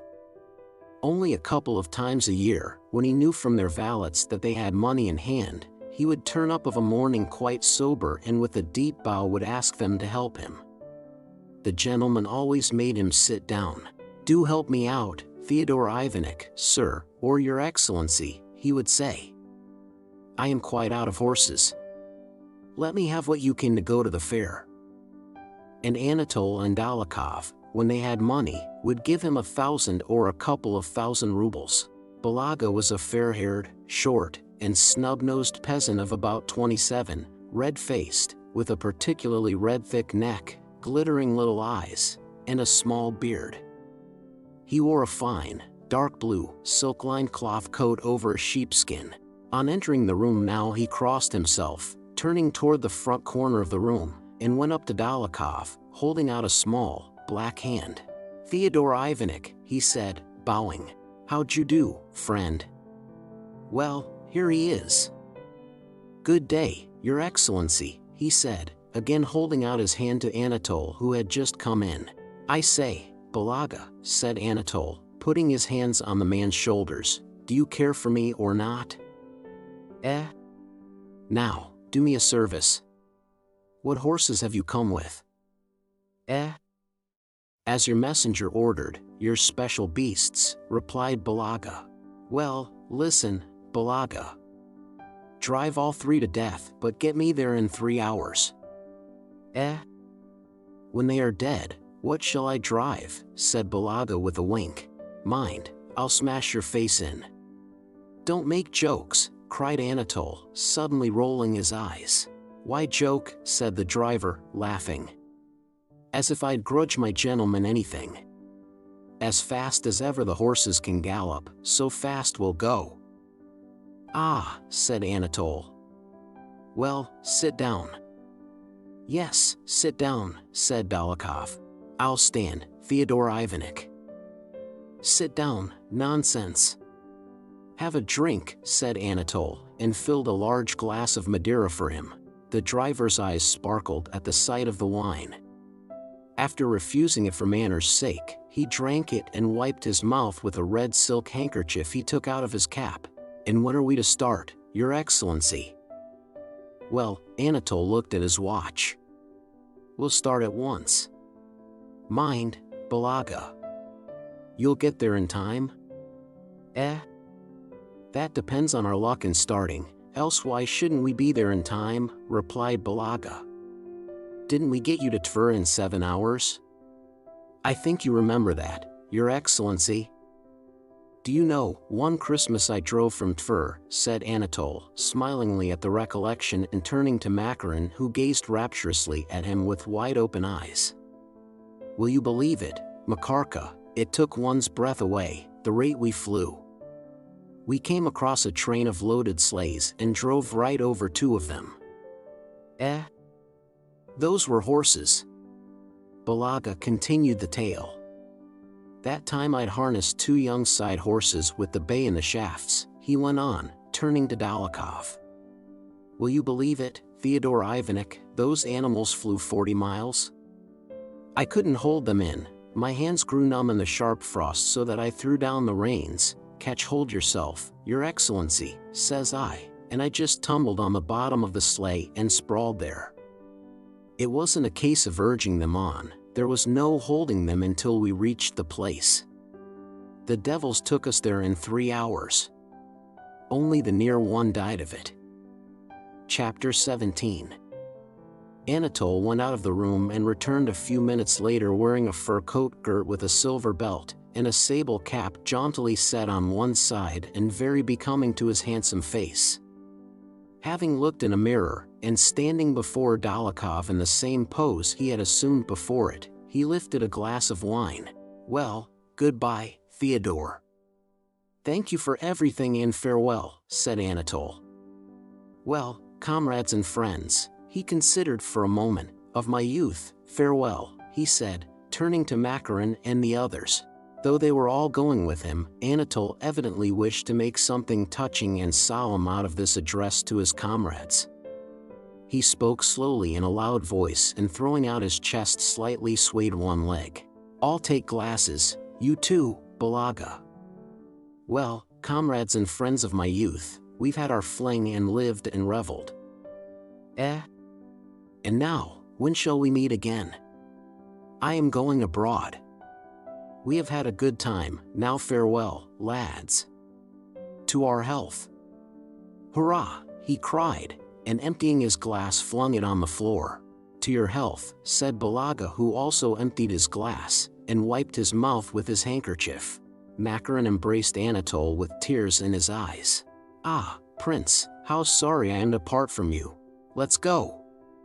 "Let's go," cried Anatole. Balaga was about to leave the room. "No, stop," said Anatole. "Shut the door, we have first to sit down." "That's the way." They shut the door and all sat down. "Now, quick march, lads," said Anatole, rising. Joseph, his valet, handed him his sabretache and saber, and they all went out into the vestibule. "And where's the fur cloak?" asked Bolkonsky. "Hey, Ignatka. Go to Matrina Matrevna and ask her for the sable cloak. I have heard what elopements are like," continued Bolkonsky with a wink. "Why, she'll rush out more dead than alive just in the things she is wearing. If you delay at all there'll be tears in Papa and Mama, and she's frozen in a minute and must go back, but you wrap the fur cloak round her first thing and carry her to the sleigh." The valet brought a woman's fox-lined cloak. "Fool, I told you the sable one." "Hey, Matrina, the sable," he shouted so that his voice rang far through the rooms. A handsome, slim, and pale-faced gypsy girl with glittering black eyes and curly blue-black hair, wearing a red shawl, ran out with a sable mantle on her arm. "Here, I don't grudge it, take it," she said, evidently afraid of her master and yet regretful of her cloak. Dolokhov, without answering, took the cloak, threw it over Matrina, and wrapped her up in it. "That's the way," said Dolokhov, and then so, and he turned the collar up round her head, leaving only a little of the face uncovered. "And then so, do you see?" And he pushed Anatole's head forward to meet the gap left by the collar, through which Matrina's brilliant smile was seen. "Well, goodbye, Matrina," said Anatole, kissing her. "Ah, my revels here are over. Remember me to Steshka. There, goodbye." "Goodbye, Matrina, wish me luck." "Well, Prince, may God give you great luck," said Matrina in her gypsy accent. 2 troikas were standing before the porch and 2 young drivers were holding the horses. Balaga took his seat in the front one and holding his elbows high arranged the reins deliberately. Anatole and Dolokhov got in with him. Makarin, Khvostakov, and a valet seated themselves in the other sleigh. "Well, are you ready?" asked Balaga. "Go," he cried, twisting the reins round his hands, and the troika tore down the Nikitsky Boulevard. "Tpru! Get out of the way! Hi! Tpru!" The shouting of Balaga and of the sturdy young fellow seated on the box was all that could be heard. On the Arbat square the troika caught against a carriage, something cracked, shouts were heard, and the troika flew along the Arbat street. After taking a turn along the Podnovinsky Boulevard, Balaga began to rein in, and turning back drew up at the crossing of the old Konyeshny Street. The young fellow on the box jumped down to hold the horses and Anatole and Dolokhov went along the pavement. When they reached the gate Dolokhov whistled. The whistle was answered, and a maidservant ran out. "Come into the courtyard or you'll be seen, she'll come out directly," said she. Dolokhov stayed by the gate. Anatole followed the maid into the courtyard, turned the corner, and ran up into the porch. He was met by Gabriel, Maria Dmitrievna's gigantic footman. "Come to the mistress, please," said the footman in his deep bass, intercepting any retreat. "To what mistress?" "Who are you?" asked Anatole in a breathless whisper. "Kindly step in, my orders are to bring you in." "Kuragin!" "Come back," shouted Dolokhov. "Betrayed! Back!" Dolokhov, after Anatole entered, had remained at the wicket gate and was struggling with the yard porter who was trying to lock it. With a last desperate effort Dolokhov pushed the porter aside, and when Anatole ran back seized him by the arm, pulled him through the wicket, and ran back with him to the troika. Chapter 18. Maria Dmitrievna, having found Sonia weeping in the corridor, made her confess everything, and intercepting the note to Natasha she read it and went into Natasha's room with it in her hand. "You shameless good-for-nothing," said she. "I won't hear a word." Pushing back Natasha, who looked at her with astonished but tearless eyes, she locked her in, and having given orders to the yard porter to admit the persons who would be coming that evening, but not to let them out again, and having told the footman to bring them up to her, she seated herself in the drawing-room to await the abductors. When Gabriel came to inform her that the men who had come had run away again, she rose frowning, and clasping her hands behind her paced through the rooms a long time considering what she should do. Toward midnight she went to Natasha's room fingering the key in her pocket. Sonia was sitting sobbing in the corridor. "Maria Dmitrievna, for God's sake let me into her," she pleaded, but Maria Dmitrievna unlocked the door and went in without giving her an answer. "Disgusting, abominable. In my house, horrid girl, hussy. I'm only sorry for her father," thought she, trying to restrain her wrath. "Hard as it may be, I'll tell them all to hold their tongues and will hide it from the Count." She entered the room with resolute steps. Natasha lying on the sofa, her head hidden in her hands, and she did not stir. She was in just the same position in which Maria Dmitrievna had left her. A nice girl. Very nice, said Maria Dmitrievna. Arranging meetings with lovers in my house. It's no use pretending, you listen when I speak to you. And Maria Dmitrievna touched her arm. Listen when I speak. You've disgraced yourself like the lowest of hussies. I'd treat you differently, but I'm sorry for your father, so I will conceal it. Natasha did not change her position, but her whole body heaved with noiseless, convulsive sobs which choked her. Maria Dmitrievna glanced round at Sonia and seated herself on the sofa beside Natasha. It's lucky for him that he escaped me, but I'll find him, she said in her rough voice. Do you hear what I am saying or not? She added. She put her large hand under Natasha's face and turned it toward her. Both Maria Dmitrievna and Sonia were amazed when they saw how Natasha looked. Her eyes were dry and glistening, her lips compressed, her cheeks sunken. Let me be. What is it to me? I shall die, she muttered, wrenching herself from Maria Dmitrievna's hands with a vicious effort and sinking down again into her former position. Natalie, said Maria Dmitrievna. I wish for your good. Lie still, stay like that then, I won't touch you. But listen. I won't tell you how guilty you are. You know that yourself. But when your father comes back tomorrow, what am I to tell him? Again Natasha's body shook with sobs. Suppose he finds out, and your brother, and your betrothed? I have no betrothed, I have refused him, cried Natasha. That's all the same, continued Maria Dmitrievna. If they hear of this, will they let it pass? He, your father, I know him, if he challenges him to a duel, will that be all right? Oh, let me be. Why have you interfered at all? Why? Why? Who asked you to? Shouted Natasha, raising herself on the sofa and looking malignantly at Maria Dmitrievna. But what did you want? Cried Maria Dmitrievna, growing angry again. Were you kept under lock and key? Who hindered his coming to the house? Why carry you off as if you were some gypsy singing girl? Well, if he had carried you off, do you think they wouldn't have found him? Your father, or brother, or your betrothed. And he's a scoundrel, a wretch, that's a fact. He is better than any of you, exclaimed Natasha, getting up. If you hadn't interfered. Oh, my God. What is it all? What is it? Sonia, why? Go away. And she burst into sobs with the despairing vehemence with which people bewail disasters they feel they have themselves occasioned. Maria Dmitrievna was to speak again, but Natasha cried out. Go away. Go away. You all hate and despise me, and she threw herself back on the sofa.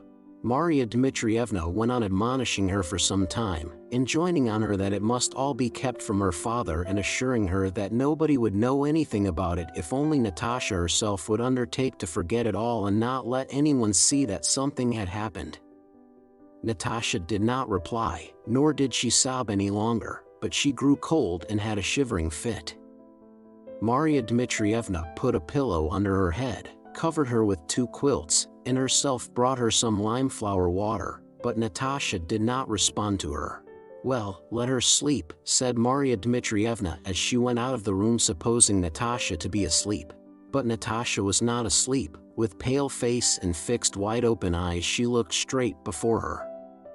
All that night she did not sleep or weep and did not speak to Sonia, who got up and went to her several times. Next day Count Rostov returned from his estate near Moscow in time for lunch as he had promised.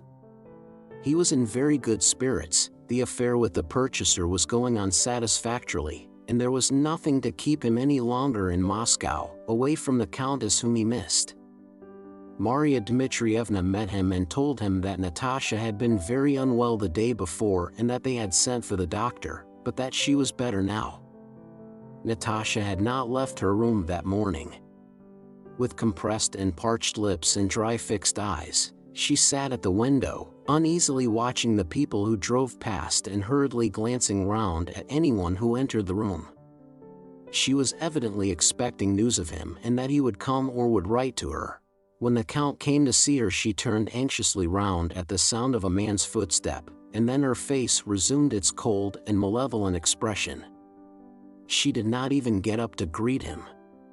"What is the matter with you, my angel?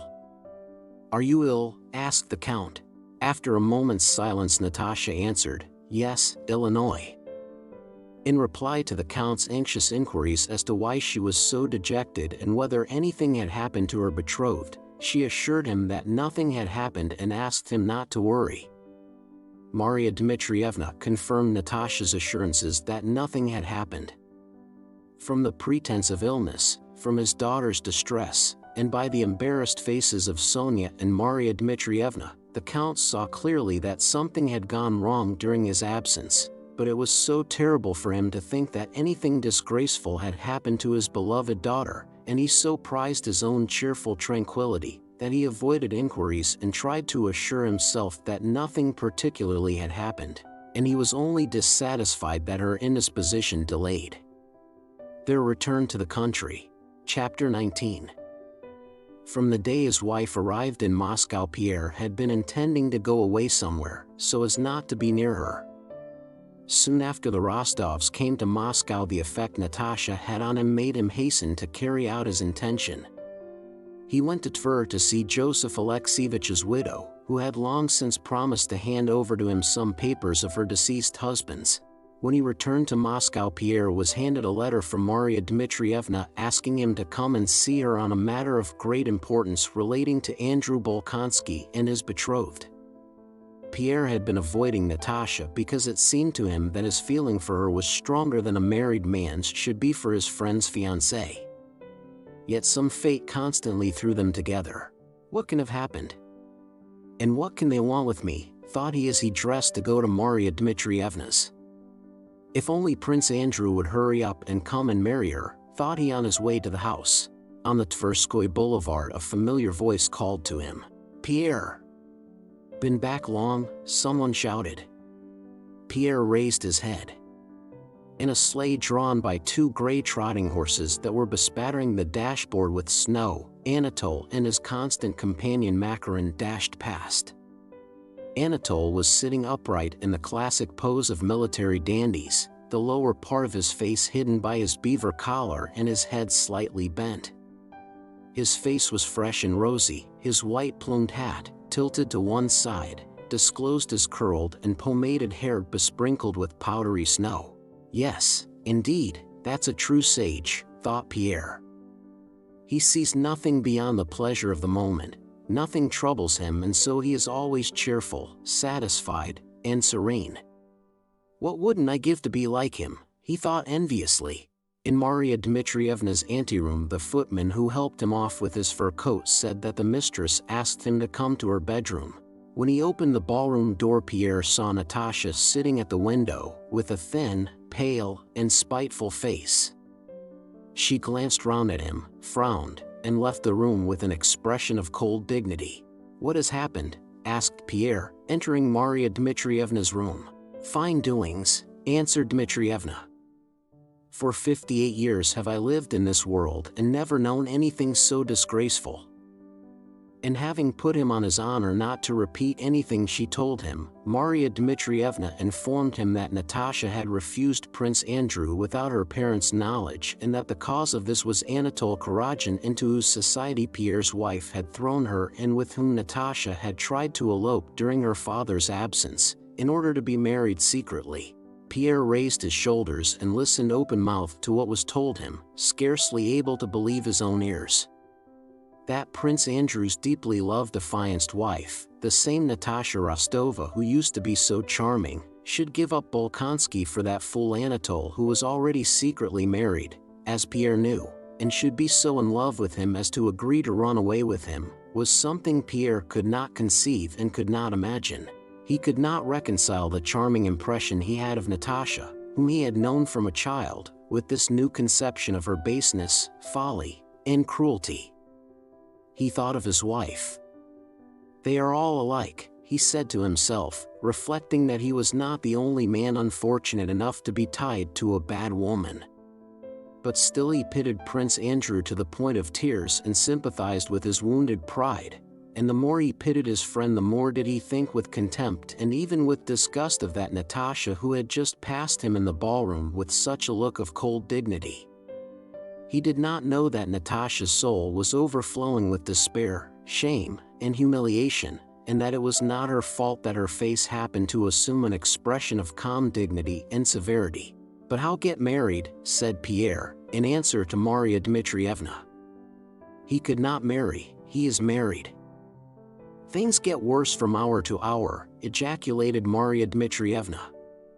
"A nice youth. What a scoundrel. And she's expecting him since yesterday. She must be told. Then at least she won't go on expecting him." After hearing the details of Anatole's marriage from Pierre, and giving vent to her anger against Anatole in words of abuse, Maria Dmitrievna told Pierre why she had sent for him. She was afraid that the Count or Bolkonsky, who might arrive at any moment, if they knew of this affair, which she hoped to hide from them, might challenge Anatole to a duel, and she therefore asked Pierre to tell his brother-in-law in her name to leave Moscow and not dare to let her set eyes on him again. Pierre, only now realizing the danger to the old Count, Nicholas, and Prince Andrew, promised to do as she wished. Having briefly and exactly explained her wishes to him, she let him go to the drawing room. "Mind, the Count knows nothing. Behave as if you know nothing either," she said. "And I will go and tell her it is no use expecting him. And stay to dinner if you care to," she called after Pierre. Pierre met the old Count, who seemed nervous and upset. That morning Natasha had told him that she had rejected Bolkonsky.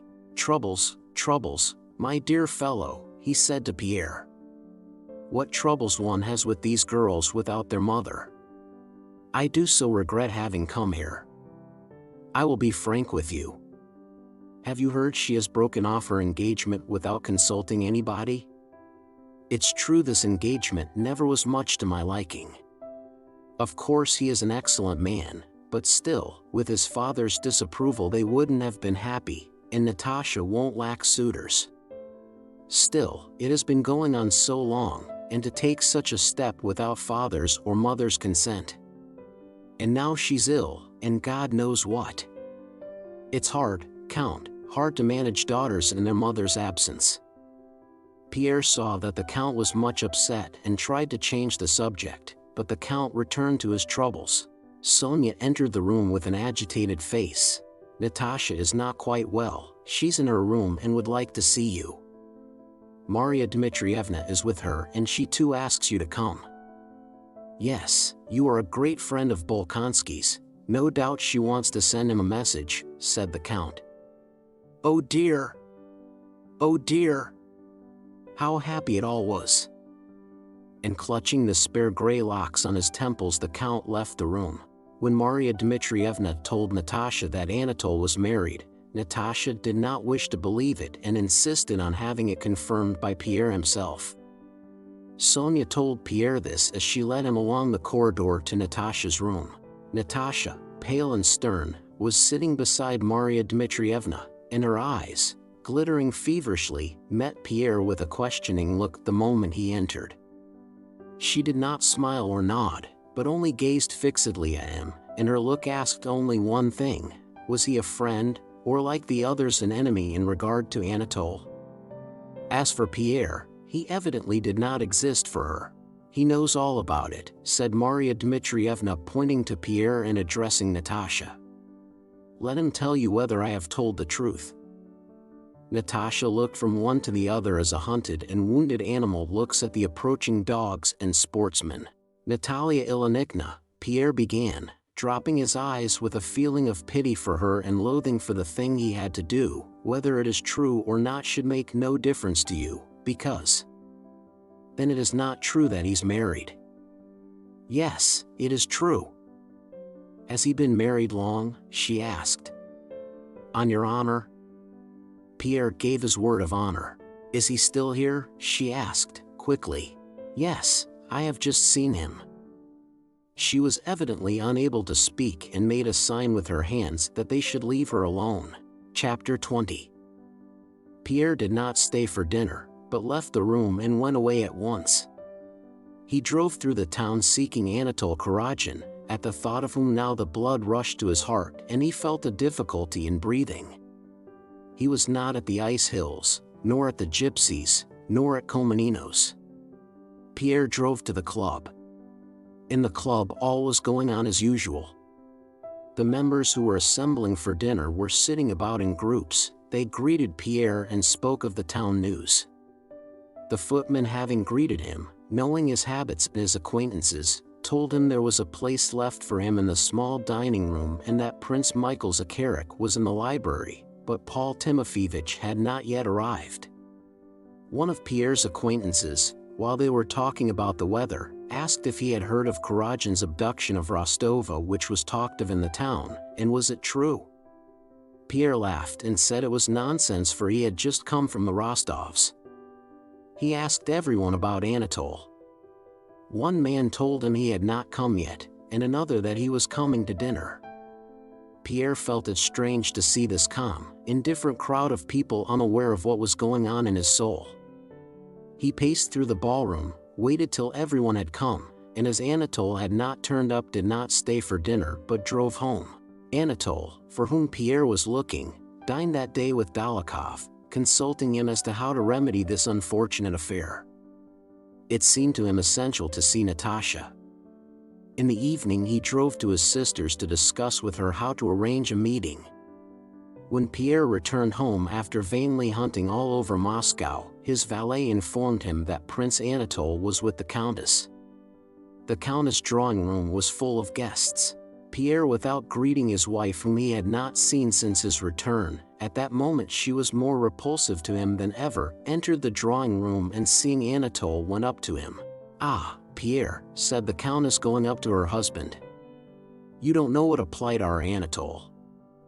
She stopped, seeing in the forward thrust of her husband's head, in his glowing eyes and his resolute gait, the terrible indications of that rage and strength which she knew and had herself experienced after his duel with Bezukhov.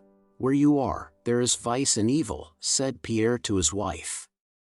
"Anatole, come with me.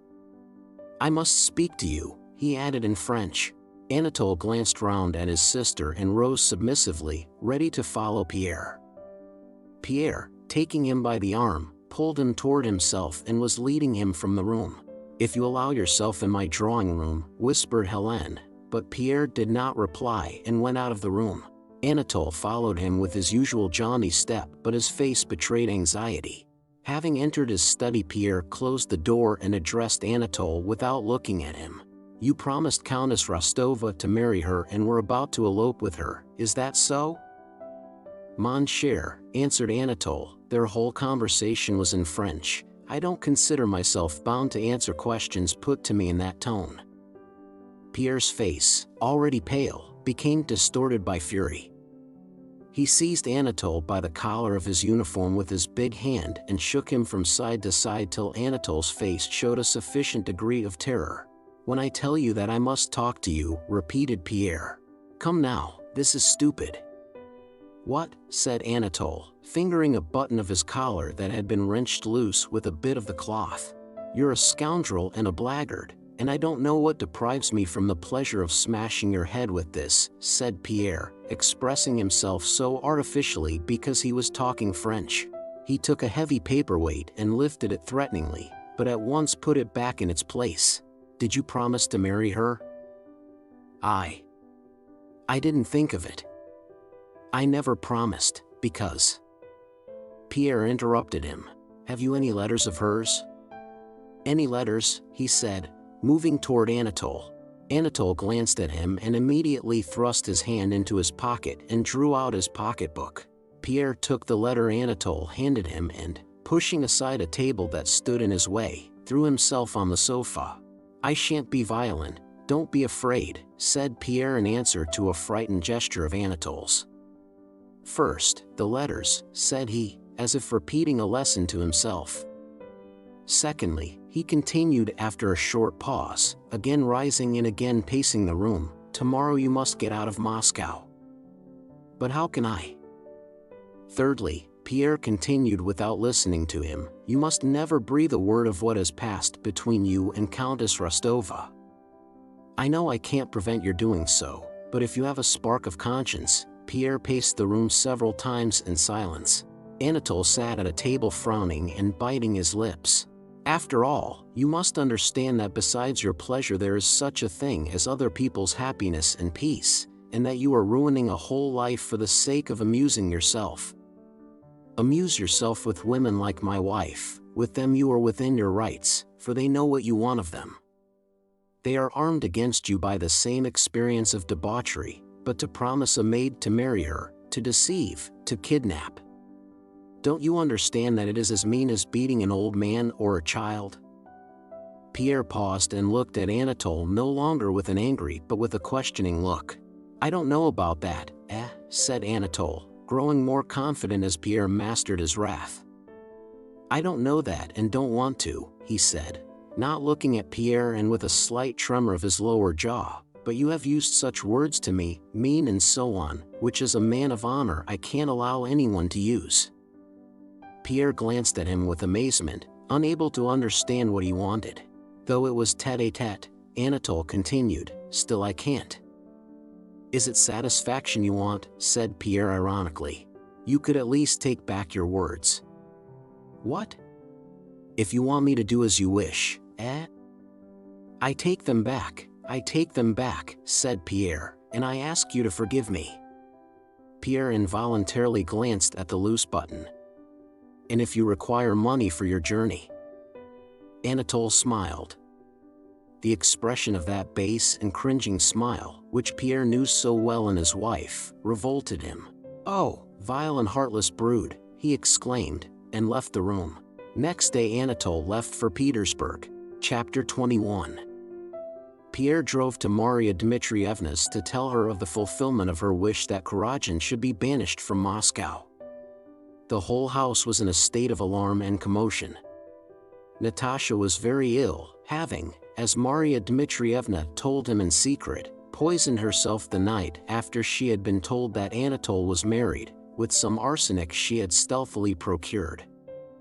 After swallowing a little she had been so frightened that she woke Sonia and told her what she had done. The necessary antidotes had been administered in time and she was now out of danger, though still so weak that it was out of the question to move her to the country, and so the Countess had been sent for. Pierre saw the distracted Count, and Sonia, who had a tear-stained face, but he could not see Natasha. Pierre dined at the club that day and heard on all sides gossip about the attempted abduction of Rostova. He resolutely denied these rumors, assuring everyone that nothing had happened except that his brother-in-law had proposed to her and been refused. It seemed to Pierre that it was his duty to conceal the whole affair and re-establish Natasha's reputation. He was awaiting Prince Andrew's return with dread and went every day to the old prince's for news of him. Old Prince Bolkonsky heard all the rumors current in the town from Mademoiselle Bourienne and had read the note to Princess Mary in which Natasha had broken off her engagement. He seemed in better spirits than usual and awaited his son with great impatience.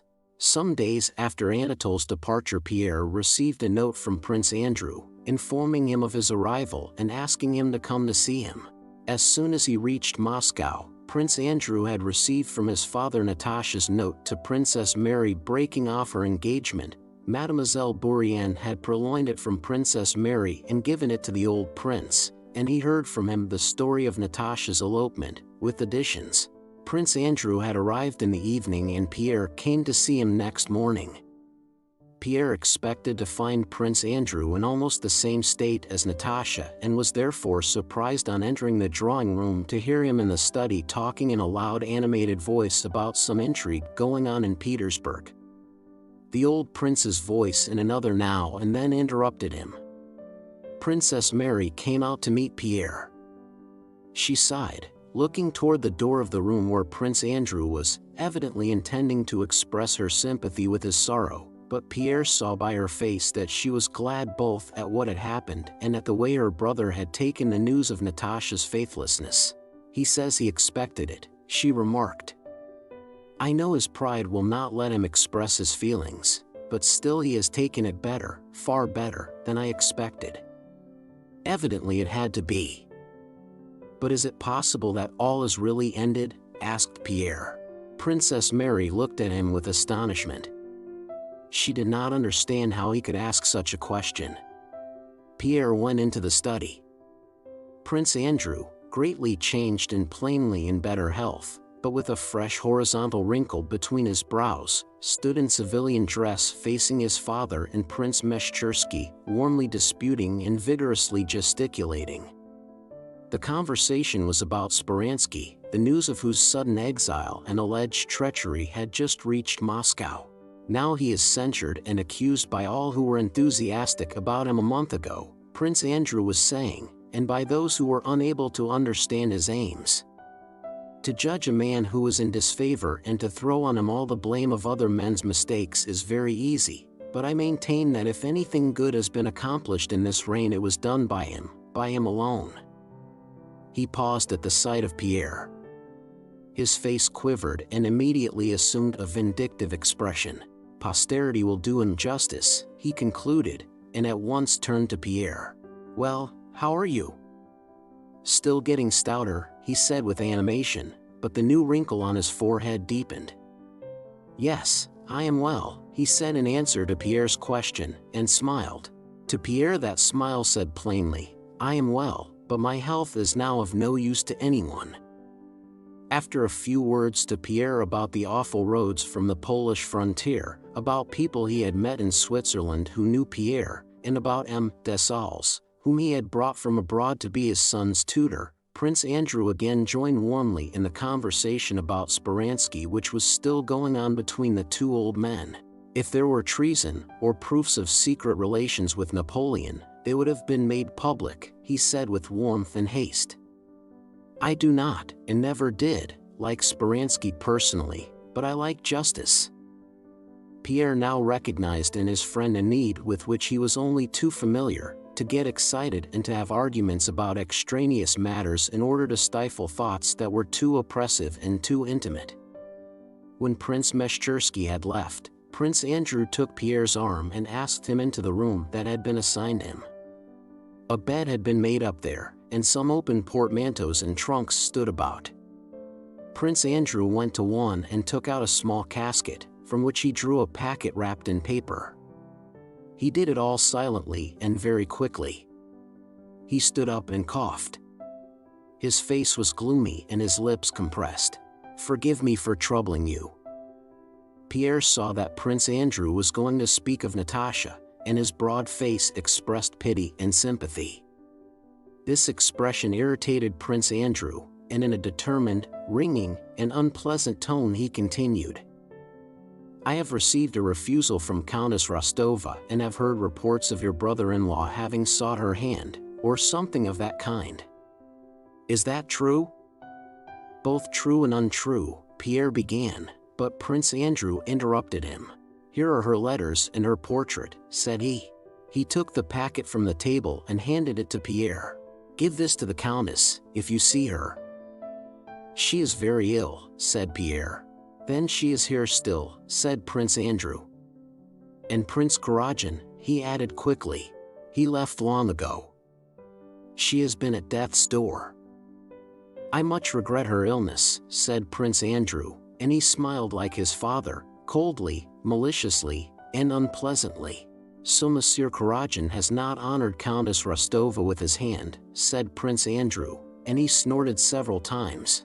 "He could not marry, for he was married already," said Pierre. Prince Andrew laughed disagreeably, again reminding one of his father.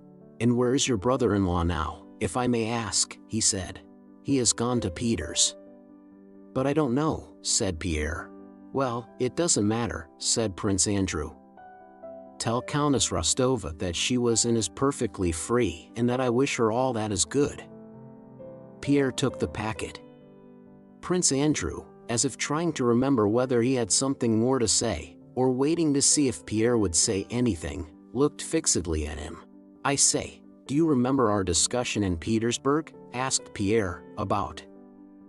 "Yes," returned Prince Andrew hastily. "I said that a fallen woman should be forgiven, but I didn't say I could forgive her." "I can't." "But can this be compared?" said Pierre. Prince Andrew interrupted him and cried sharply, "Yes, ask her hand again, be magnanimous, and so on?" "Yes, that would be very noble, but I am unable to follow in that gentleman's footsteps. If you wish to be my friend, never speak to me of that, of all that." "Well, goodbye." "So you'll give her the packet?" Pierre left the room and went to the old Prince and Princess Mary. The old man seemed livelier than usual. Princess Mary was the same as always, but beneath her sympathy for her brother, Pierre noticed her satisfaction that the engagement had been broken off. Looking at them, Pierre realized what contempt and animosity they all felt for the Rostovs, and that it was impossible in their presence even to mention the name of her who could give up Prince Andrew for anyone else. At dinner the talk turned on the war, the approach of which was becoming evident. Prince Andrew talked incessantly, arguing now with his father, now with the Swiss tutor Dessalles, and showing an unnatural animation, the cause of which Pierre so well understood. Chapter 22. That same evening Pierre went to the Rostovs to fulfill the commission entrusted to him. Natasha was in bed, the Count at the club, and Pierre, after giving the letters to Sonia, went to Maria Dmitrievna, who was interested to know how Prince Andrew had taken the news. 10 minutes later Sonia came to Maria Dmitrievna. "Natasha insists on seeing Count Peter Kirillovich," said she. "But how? Are we to take him up to her? The room there has not been tidied up." "No, she is dressed and gone into the drawing room," said Sonia. Maria Dmitrievna only shrugged her shoulders. "When will her mother come? She has worried me to death." "Now mind, don't tell her everything," said she to Pierre. "One hasn't the heart to scold her, she is so much to be pitied, so much to be pitied." Natasha was standing in the middle of the drawing room, emaciated, with a pale set face, but not at all shamefaced as Pierre expected to find her. When he appeared at the door she grew flurried, evidently undecided whether to go to meet him or to wait till he came up. Pierre hastened to her. He thought she would give him her hand as usual, but she, stepping up to him, stopped, breathing heavily, her arms hanging lifelessly just in the pose she used to stand in when she went to the middle of the ballroom to sing, but with quite a different expression of face. "Peter Kirillovich," she began rapidly, "Prince Bolkonsky was your friend, is your friend," she corrected herself. It seemed to her that everything that had once been must now be different. "He told me once to apply to you." Pierre sniffed as he looked at her, but did not speak. Till then he had reproached her in his heart and tried to despise her, but he now felt so sorry for her that there was no room in his soul for reproach. "He is here now, tell him, to forgive me." She stopped and breathed still more quickly, but did not shed tears. "Yes, I will tell him," answered Pierre, but he did not know what to say. Natasha was evidently dismayed at the thought of what he might think she had meant. "No, I know all is over," she said hurriedly. "No, that can never be. I'm only tormented by the wrong I have done him. Tell him only that I beg him to forgive me for everything." She trembled all over and sat down on a chair. A sense of pity he had never before known overflowed Pierre's heart. I will tell him everything once more," said Pierre. "But I should like to know one thing." "Know what?" Natasha's eyes asked. "I should like to know, did you love?" Pierre did not know how to refer to Anatole and flushed at the thought of him. "Did you love that bad man?" "Don't call him bad," said Natasha. "But I don't know at all." She began to cry, and a still greater sense of pity, tenderness, and love welled up in Pierre. He felt the tears trickle under his spectacles and hoped they would not be noticed. "We won't speak of it anymore, my dear," said Pierre, and his gentle, cordial tone suddenly seemed very strange to Natasha. "We won't speak of it, my dear, I'll tell him everything. But one thing I beg of you, consider me your friend, and if you want help, advice, or simply to open your heart to someone, not now, but when your mind is clearer, think of me." He took her hand and kissed it. "I shall be happy if it's in my power." Pierre grew confused. "Don't speak to me like that." "I am not worth it," exclaimed Natasha and turned to leave the room, but Pierre held her hand. He knew he had something more to say to her. But when he said it, he was amazed at his own words. "Stop, stop. You have your whole life before you," said he to her. "Before me?" "No. All is over for me," she replied with shame and self-abasement. "All over," he repeated.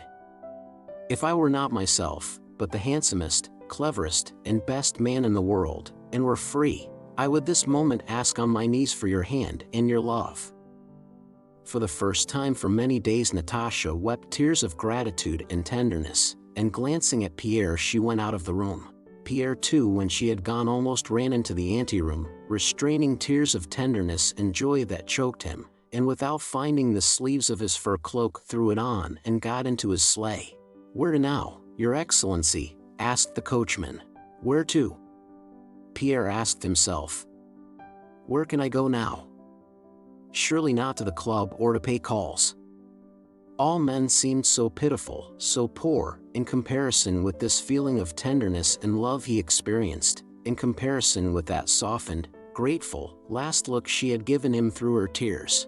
"Home," said Pierre, and despite 22 degrees of frost Fahrenheit, he threw open the bearskin cloak from his broad chest and inhaled the air with joy. It was clear and frosty. Above the dirty, ill-lit streets, above the black roofs, stretched the dark starry sky. Only looking up at the sky did Pierre cease to feel how sordid and humiliating were all mundane things compared with the heights to which his soul had just been raised. At the entrance to the Arbat Square an immense expanse of dark starry sky presented itself to his eyes. Almost in the center of it, above the Prechistenka Boulevard, surrounded and sprinkled on all sides by stars but distinguished from them all by its nearness to the earth, its white light, and its long uplifted tail, shone the enormous and brilliant comet of 1812, the comet which was said to portend all kinds of woes and the end of the world. In Pierre, however, that comet with its long luminous tail aroused no feeling of fear. On the contrary, he gazed joyfully, his eyes moist with tears, at this bright comet which, having traveled in its orbit with inconceivable velocity through immeasurable space, seemed suddenly, like an arrow piercing the earth, to remain fixed in a chosen spot, vigorously holding its tail erect, shining and displaying its white light amid countless other scintillating stars. It seemed to Pierre that this comet fully responded to what was passing in his own softened and uplifted soul, now blossoming into a new life.